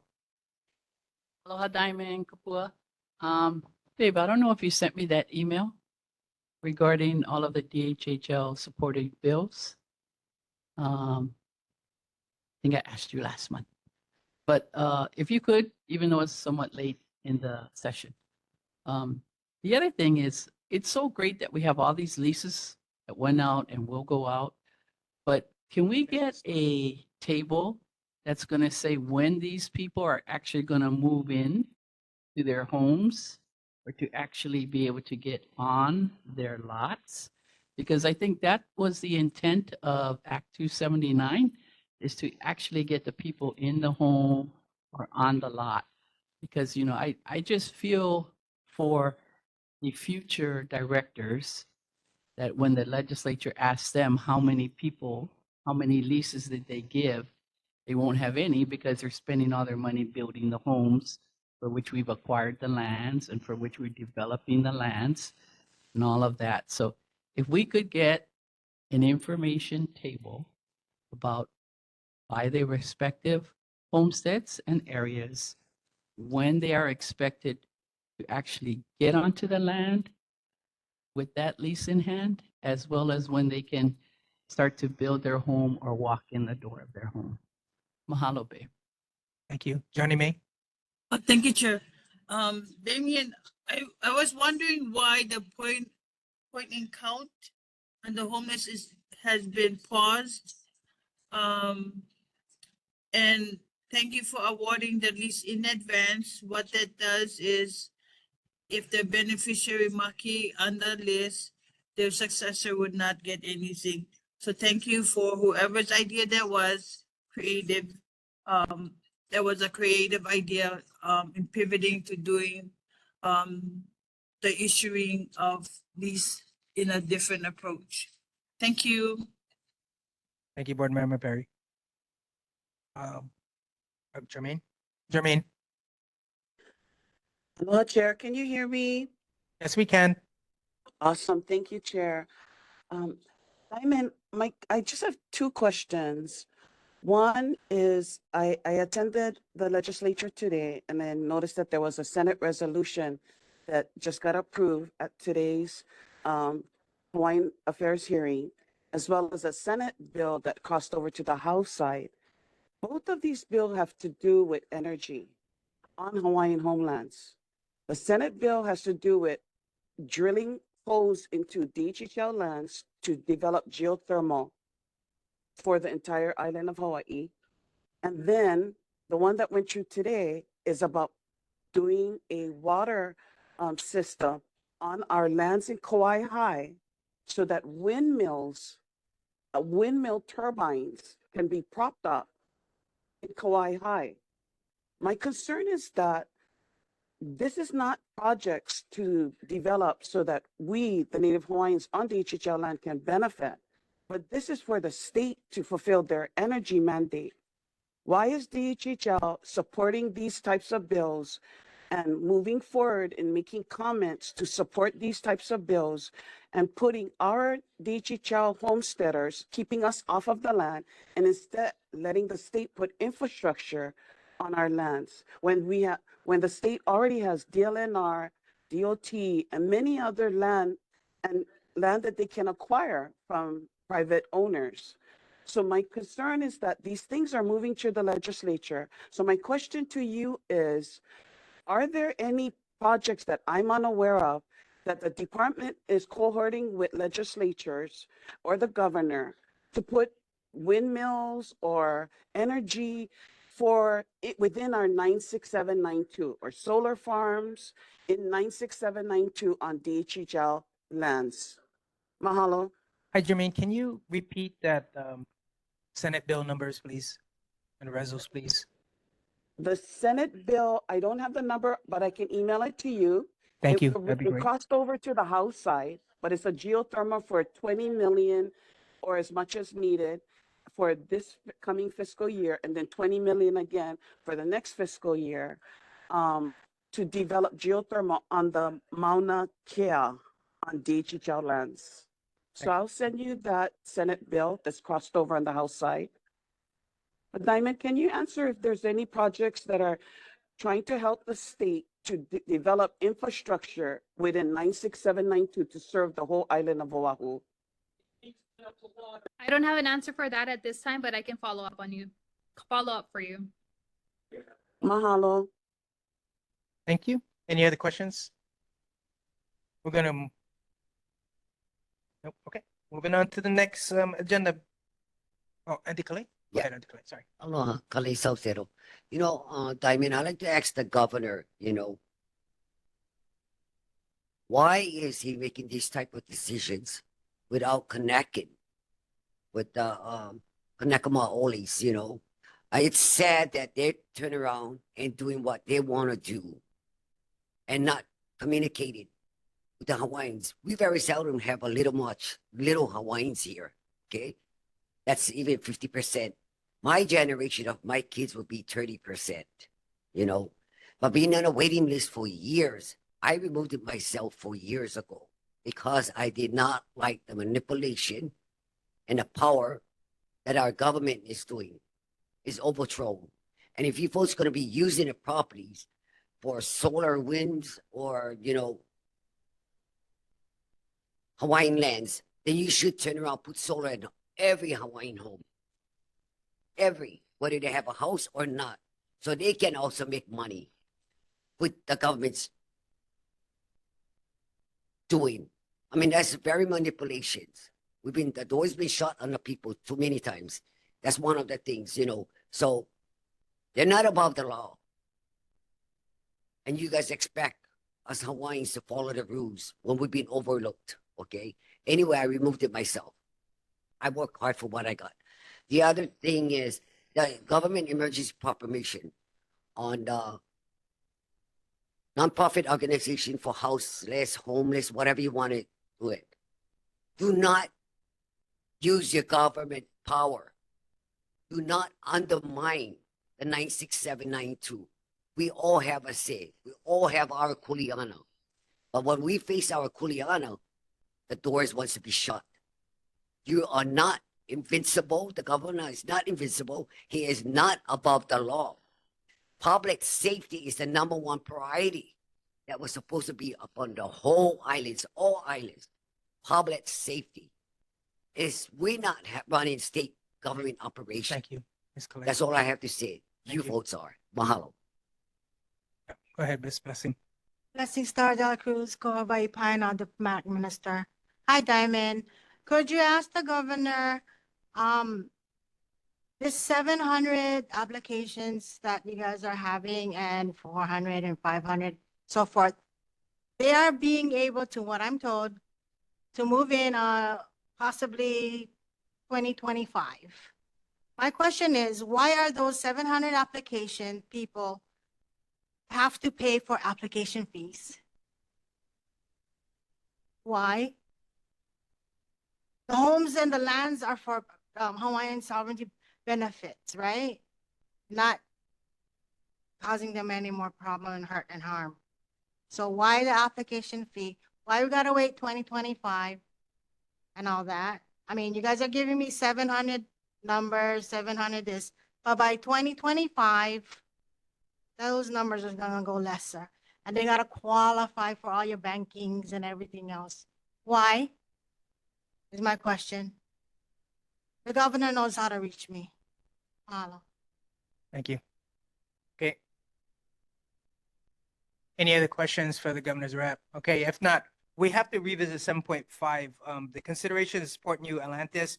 There is a movement to have a combined board meeting, and that's why it's on our agenda to talk about the Atlantis. So that needs to be combined with the Wai'anae board, the Nanakuli board, and the Makakila board, because Atlantis is affecting 3 communities, and they have put in a request to support having that combined meeting, and that's why it's on our agenda. Okay. Can we, yes, weigh in on that, please? Can we have a vote to say we can support that or okay with having that combined meeting? So, Chair, I motion to support the combined meeting with Nanakuli and Makakilo Neighborhood Board regarding New Atlantis Hotel at Kolina. Thank you. Okay. Motion has been second. Any discussions? I guess location is gonna be the next concern, and someplace big enough. Anybody have any suggestions so that's something that they can be shared with the other boards? That way we can. They did initially put it out for Kapolei, and I think once they do that one, then they can move to Nanakuli. A group session, Keone in the neighborhood board in Evo, I'm sorry, Kapolei area. He has reached out and sent emails to certain people. Because I'm on their transportation committee, they had emailed me something, but I will get that to the rest of the board as soon as I can pull it out of my on my email. I'll try to send it to you guys and have him personally send to you guys what's going to be transpiring. Thank you. Okay. Thank you. Johnny May online. Thank you, Chair. So there would be a special meeting. Whoever initiated this whole meeting will be responsible to have the agenda mailed out. And lastly, the EIS is out, 704 pages to be read. Thank you. Thank you. Right, Go ahead and jump. So my only concern would be that when you combine meetings, that in essence of time, that we really don't get to speak often in combined meetings because there's just a lot more And we should specifically focus on development and how it affects communities per se. Wai'anae, the Wai'anae Moku will be impacted, but the ahupua'as within our community will also be impacted. So Yes. So I don't know if this will help clarification. So Johnny May stated this will be a special meeting, so it wouldn't be on our typical board time. It'll be specifically just for this topic, where all three boards would meet. Thank you. Okay, going back in order, back to Chair, may I just revisit? I need to Yes, state go ahead. 7.6. Another meeting I attended was at the Hongwan with the Kupuna Council. So just so it's on record, thank you. Thank you. Okay, Kapua, I'm sorry. I think Johnny May mentioned this kind of earlier, that some of these seems to be more of announcements. So this special meeting that you folks just referred to with the Atlantis, so is that strictly for board members or is that communities? Because I have a big concern regarding time allocation. I mean, because you think about it, if you're the developer or if you're the commercial entity, to get 3 1-2-hour meetings into a 2-hour meeting is awesome for that commercial individual or entity, but it doesn't serve your communities well. So I think you said that they're going to do Kapolei and then do Nanakuli.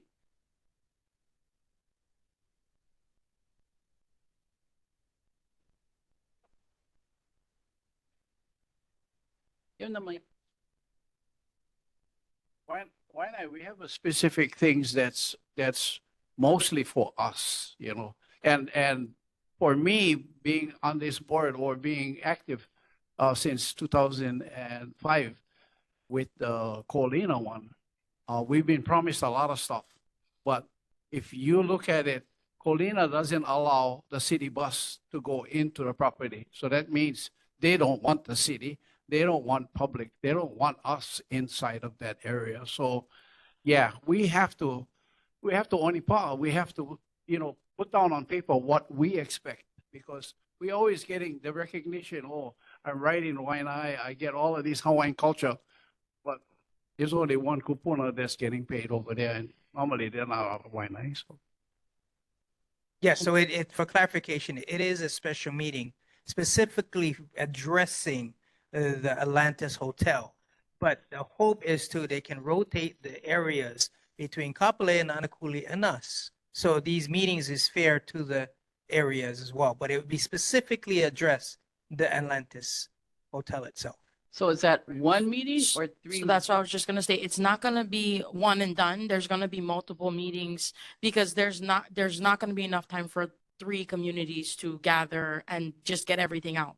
So there's gonna be follow-up meetings occurring to address all of the concerns in the community.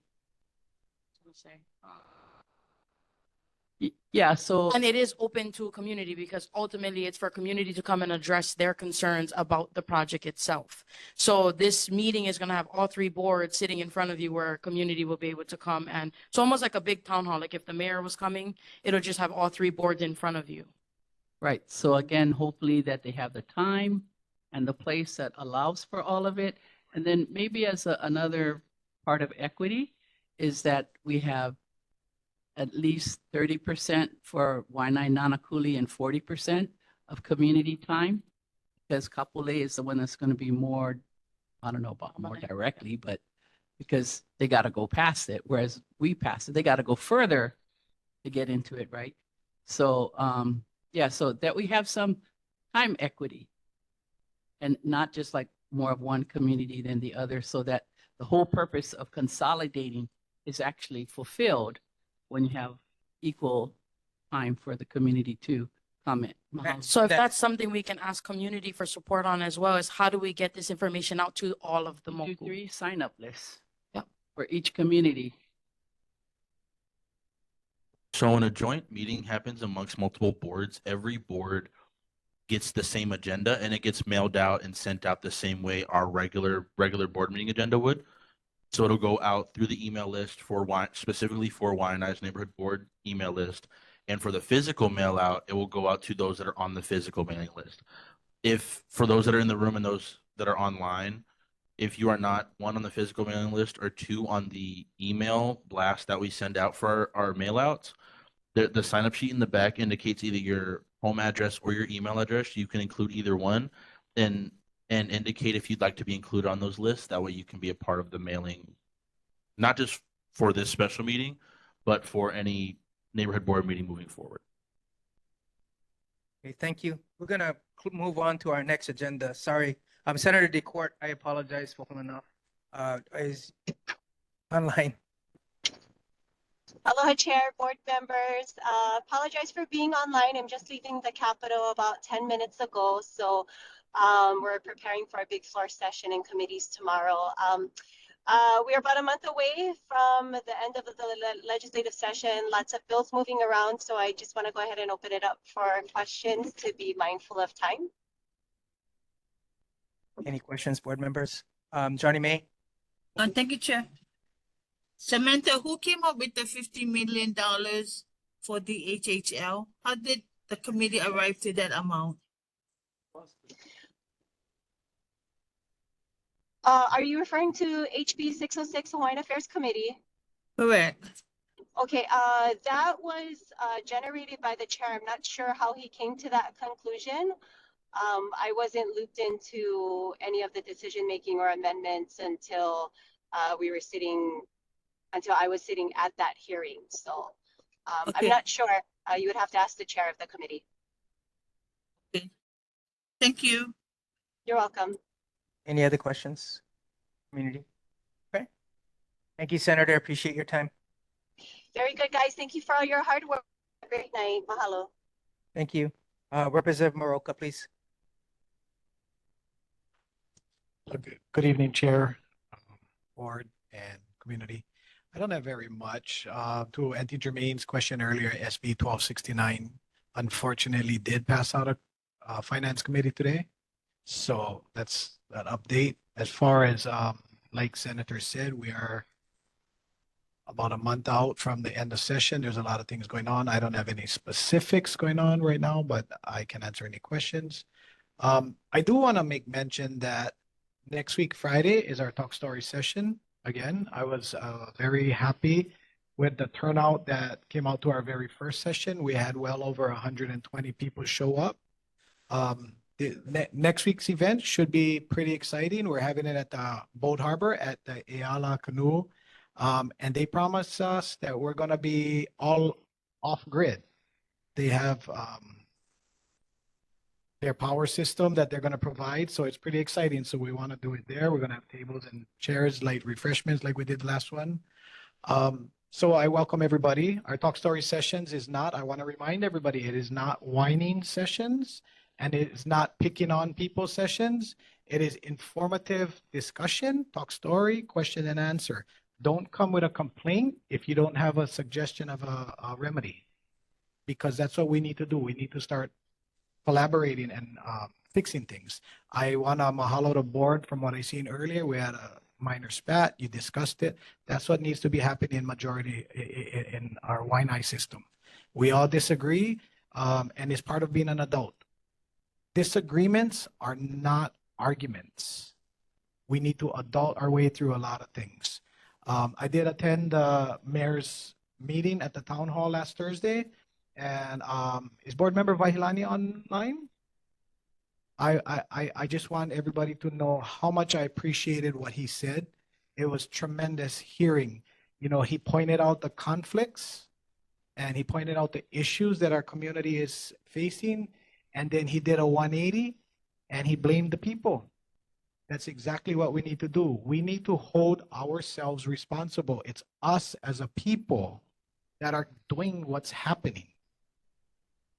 And that was very, very admirable when he did that, because we need to start fixing. We cannot rely on outside forces. We cannot rely on the government. We cannot rely on people to fix our problems if we're not going to start fixing them ourselves.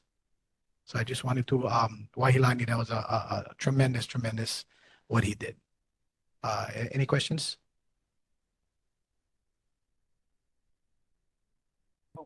Oh, Chris, a couple people came up to me during the week or since that meeting, and they was asking how come there was no remedy to the discussions that people came up and voiced their opinions or their problems or whatever. So I'm not sure, if it was held to have an actual discussion or a remedy that's supposed to be given out to the people that attended.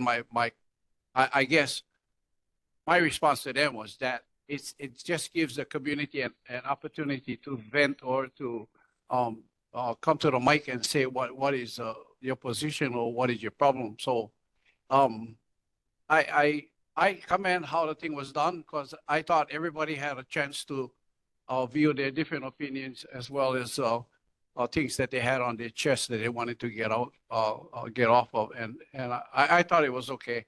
I hope you continue to have it the same way, so that way we don't have people looking at each other sideways or angry when they walk out. So, thank you again for the opportunity. Thank you for the question, Uncle Richard. And so that's why it's very important that every single one we have, we're going to have that paper. So people who had questions that did fill out the question, they did get a response from my office. I promise everybody who can see me with their eyes, ears, and spirit, my office has a 100% response rule. It may not be the response you want to hear, but you will get a response. It may be we're not done researching, we didn't get the answer back, but you will get a response. So if you filled out the barcode and or sent a question, you were responded to, and then we will also follow up at the next meeting with a recap of the first meeting. So if anybody felt like they didn't have an answer, I probably didn't have an answer that night. The question was asked, but we will have some sort of recap at next week's meeting. But that's next Friday, the 11th. Next At 7 o'clock. At 7 o'clock at the Boat Harbor by the A-frame. The A-frame, yes. The Ala, yeah. Ala. Any more questions, Austin?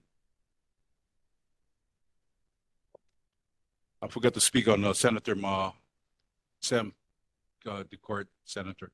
But I'd like to thank our new legislation, our senators and our House representative, this providing an open door for us, especially for advocating for the agriculture crime bills that's been passed through. And with their knowledge and navigation and assisting us how to do this, how to create the draft and all that, I'd like to thank our Senator Samantha DeCourt and Chris Moroka for their open doors and for guidance and navigation through all this process. Now Senate Bill 1249, Duke's Law, is going to move to the House and Senate floor. So this is the first bill that we've gone through at this level. The previous agriculture chairs did not provide any guidance whatsoever for this latitude of these agriculture crimes, because West Side, we had suffered the blunt of the agriculture chaos that's out here. The murder of Cranston Dupia, the slaughtering of my goats because of hunting dogs. A lot of other farmers, agricultural landowners had suffered the consequences of poachers and unethical hunters on our coastline. So I'd like to thank them and applaud them for all their navigation and assistance for our new legislation. So everybody can thank them. Secondly, also, our House Representative, Chris Moroka, he's going to be doing with great inspiration for our Ahi Fever tournament coming up. So we can speak more about that, Chris, on that next week. Oh, okay. Excuse me. But that's a great inspiration, though. Thank you. That's all I have. Aloha, Kalesa Sira. I just want to put something out there to all board members. And I know other boards going to be watching this. When you're public, your community brings out a safety hazard issues, please take it in consideration. Agriculture crime is climbing in our district, the whole 96792. Do not let it fall upon blind eyes and deaf ears because Duke would have still been here if it was taken seriously. All it did, it went up and fell down, up and fell down. Many people had lost their life on agriculture because of crime. Okay? Many livestock was taken because of crime. When I bring up, or a community member brings up agriculture, safety hazard, think about it twice. Not because you guys do not live on agriculture. You guys got to remember that's part of our moku, and that's being self-sustainable. So do not take it for granted and let it fall upon blind eyes and deaf ears again. Mahalo. Thank you. Okay, we're gonna move on to our next, what's it called? Is Darius Keela or any Dorothy online? No. Okay. Moving on to the next. Don Apuna, are you online, Don? Yes, I am. Okay. Thanks, Aloha, Don. everybody. I only have a couple of issues. Last time there was a question about a resident shared that there are people camping in the parking lot and stealing at Makaha parking lot. The resident is requesting for HPD to monitor the parking lot. HPD Sergeant Muraoka of District 8 community policing team spoke to the Wai'anae neighborhood board member Kalei Wilbur to inquire about the exact location of the complaint. Ms. Wilbur was unable to give details and commented that this complaint may have been an old issue. Officers made checks to parking lots in the general area of Makaha and did not observe any violations. The next issue was by member Perry.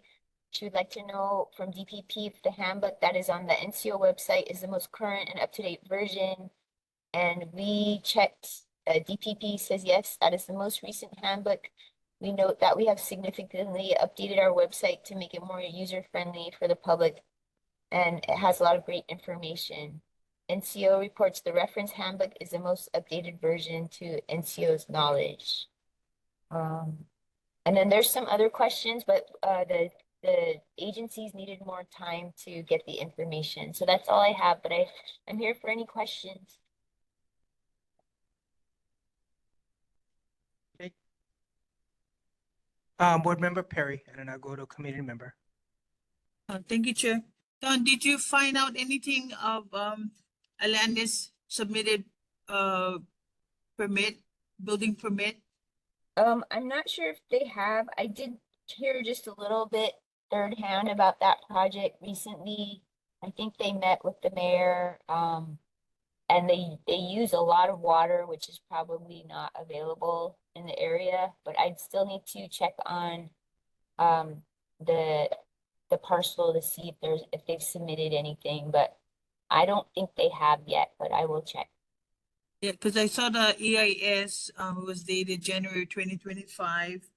And I'm just concerned, and next question, I'm just concerned about the current condition of the liners at Waimanalo Gulch, if there have been damage over the years, if there's some kind of technology that city can check to see how much damage to the liner over the years with all the dumping, because the concern comes in hand with the central landfill and the liners. Thank you. Thank you. Go ahead, Nani. Ay, mahalo, Nui Chair. Aloha again, board.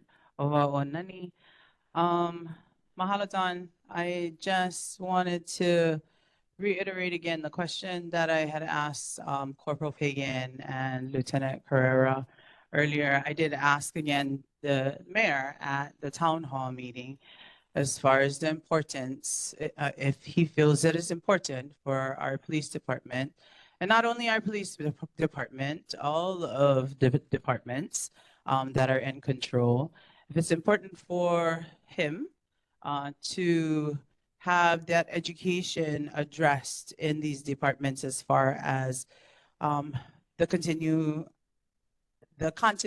of the Hawaiian Kingdom and the loss of our sovereignty. And unfortunately, at the town hall meeting that he presented, he kind of just shrugged his shoulders. And I took that as, no, He doesn't see that it's important. I also addressed again to him in regards to cultural training within these departments. And I'm following up on that. I called Horikawa, Chief Deputy Horikawa, to follow up on that matter, as they all had agreed, like, we are not trying to be pono ole, we are trying to be pono. Right? And so in order for that to happen, this cultural training has to happen. Right? And so how do we get that forward, moving forward in the right direction? Please address that to the mayor, because I expect to have a response. Mahalo.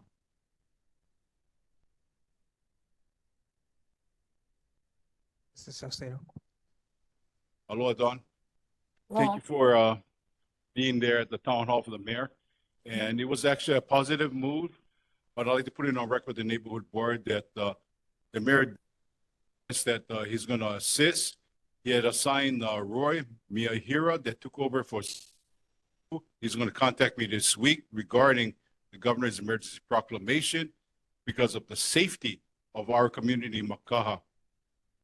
That's the issue itself. So I have given him the documentation and waiting to be scheduled this week to meet with him in person. So I'd like to share that and put this on the record with the neighborhood board. Thank you. That's all I have. Thank you. Any other concerns? Okay. Moving on to Councilmember Tuola's representative. Thank you, Don. Appreciate you. Thank you. Board Chair, we don't have anything to report, but I'm here for any questions.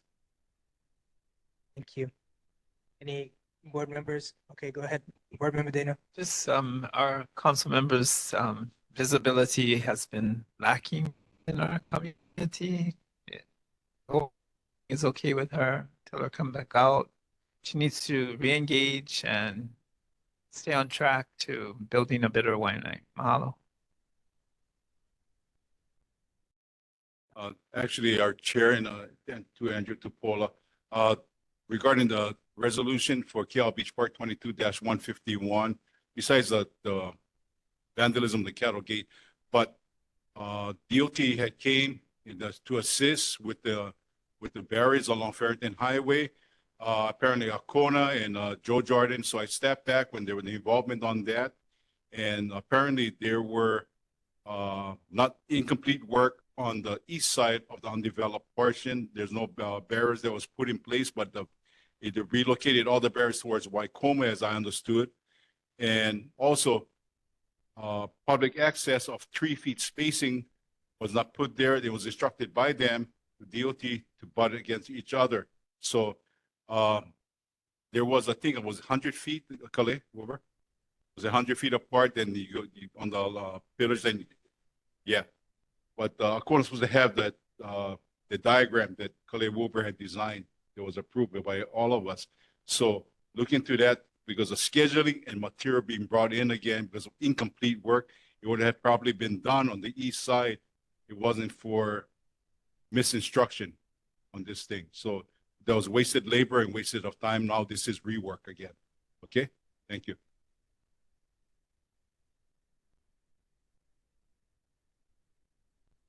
Hi, Kika. I got to talk to you briefly the other day, but just letting you know, we started work on that Lu'u'uole #2 bathroom, and we started the demo work for redesigning the structure. So just let Andrea know that that work is on its way, is being conducted now. Thank you. Any other concerns or? Okay, nothing? Okay. Thanks, Kika. Mahalo. Hey, Board of Water Supply. You're too big to be Christopher. We need to change your name. Aloha, Kauai Hilo, pipe fitter with the Board of Water Supply. No main breaks this past month. General announcements, Detect the Leak Week. Chase down pesky leaks during the annual Detect the Leak Week campaign, Sunday, April 13th through Saturday, April 19th.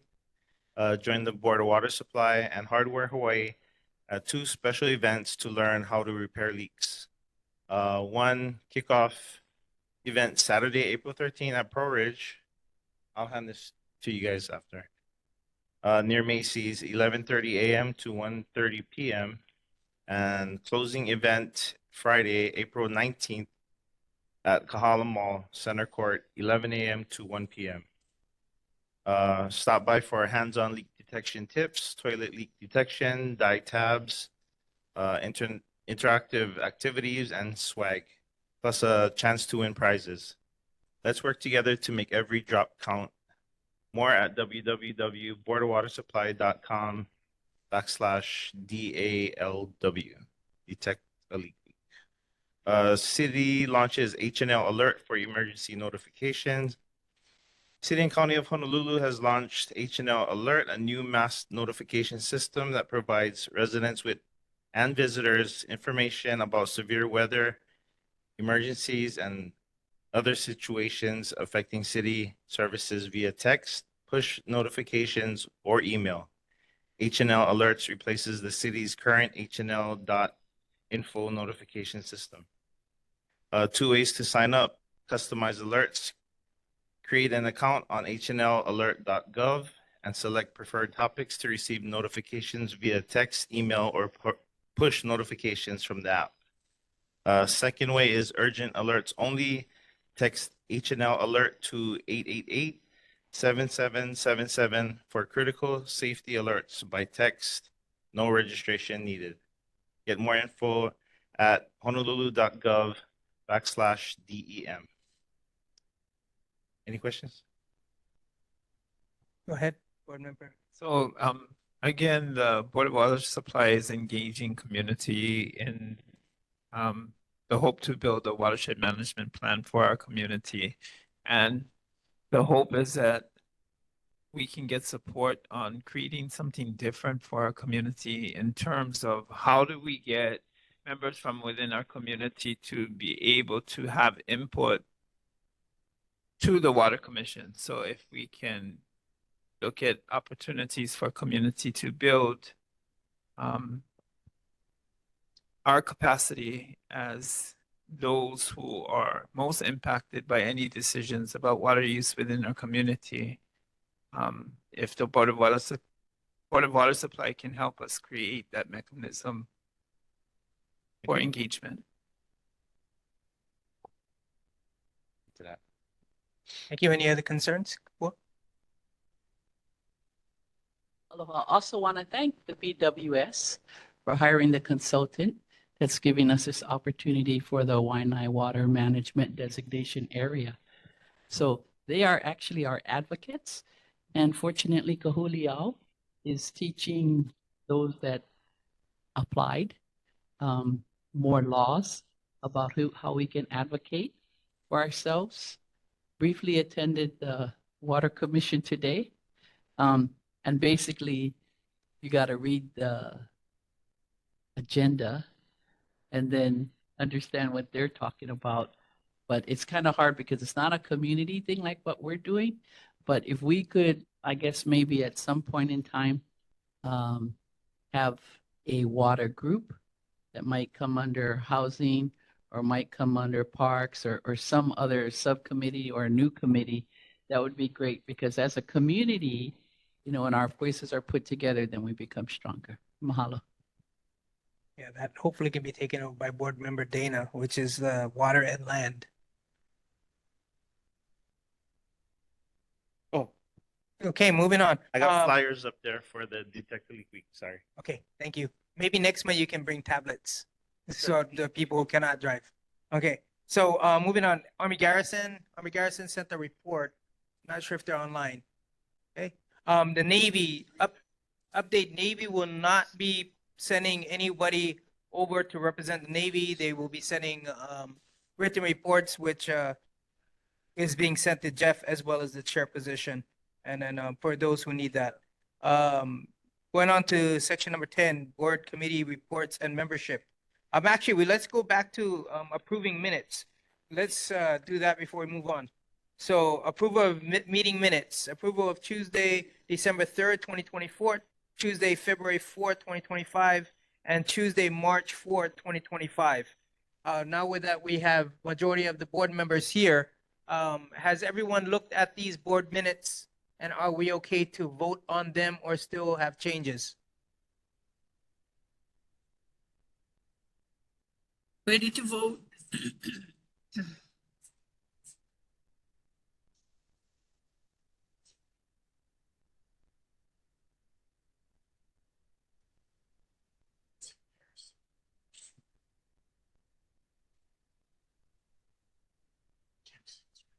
Okay, looking for approval for the meeting minutes, December 3rd, February 4th, March 4th. We have a vote to approve the minutes. Motion. Chair, motion to approve Tuesday, December 3rd, 2024, Tuesday, February 4th, 2025, and Tuesday, March 4th, 2025, regular meeting minutes. Thank you. Somebody seconding it? Okay, second by Board Member Dana. So approve of minutes for December 3rd, February 4th, and March 4th. Regular meeting minutes has been approved. I abstain, Chair. Oh, any abstentions? I Okay, you abstain. abstain, okay. Okay. I'm sorry, Johnny May? If we're voting, I'm voting no, and voting yes for March. So Okay. December no, February no, March yes. Thank you.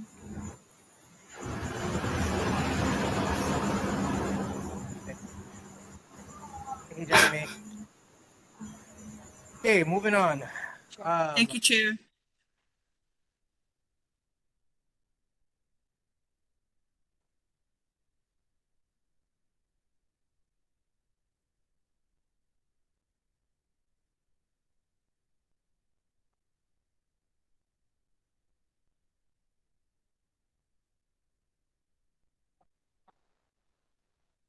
Chair, I make a motion to amend the agenda for tonight, April 1st, 2025, for 7.3 to be moved down to announcements. I second that. Motion to approve 7.3 down to announcements so it can be on our regular agenda minutes. May I clarify Yes. to state, consideration to support Ohana Laulea event Saturday, June 14, 2025 for the Ahi tournament and also the ARCA Safety April 18th Easter event to be added to the agenda, As well as added to the agenda. as well as adding that to the agenda. Okay, Yeah, I second that too. great, thank you. Motion has been approved. So just let you guys know, the Ohana Laulea is separate from the Ahi fever or the Ahi tournament. The Ohana Laulea is a community issue where we would be presenting at. Okay, thank you. So now moving on to board committee reports and membership. Any for transportation, is it still on the first of Thursday? Yes, so it Location. is, yes, it's scheduled for this Thursday at the district park in the craft room where it normally is held at 6:30. And I just want to mention, so community can keep an eye out also to help me be eyes as well on Wai'anae Valley Road and Farrington Highway, right next to the old Wai'anae Eye Clinic. I don't know if you guys noticed the kapakahi wires that's like completely dismantled over there. But HECO has been helping with addressing that. It's not their lines. So we are waiting for Hawaiian Telecom and other telecommunications to come and fix that because it looks very hazardous. So I took photos and sent that in almost a month ago. Thank you. Due to time, I'm just gonna go ahead and tell you guys what's going on. Parks and Recreation is second Tuesday. House and Homeless is third Tuesday. Natural Resources and Water, it's supposed to be, we have not scheduled that in a while unless Board Member Dana is willing to take that on and he can send that agenda out. Hawaiian Affairs is the first Thursday. Education, Health and Public is third Tuesday. Business and Economics, again, has not been scheduled. Dana can take on that as well. And Community Service is Chair, well, please email Johnny May Perry as the chair. Really quickly, Hawaiian Affairs is 1 hour after transportation, so we're at the same location. So 1 hour's transportation, and we're sharing the room, and Hawaiian Affairs is at 7:30. Mahalo. Appreciate that. Thank you. That's our regular announcements. The next regular neighborhood board is tentatively scheduled for Tuesday, May 6th at Wai'anae City, Satellite City Hall. If you're interested in attending any neighborhood security watches in your area, please get in touch with us so we can connect you. Community consciousness and values be part of the solution, not the problem. Let's bring unity back to the community. City and County of Honolulu Hawaii Food Bank and partnerships are up to fight against hunger. There is boxes behind there for donations if you guys choose to. Also, you can contact Jeff for collections and donations of cans. And oh yes, and also the elections for boards coming up. That has already been closed, so we're just for the elections now for those who made it for the board. Okay, anything else? Okay, that's it. Meeting adjourned.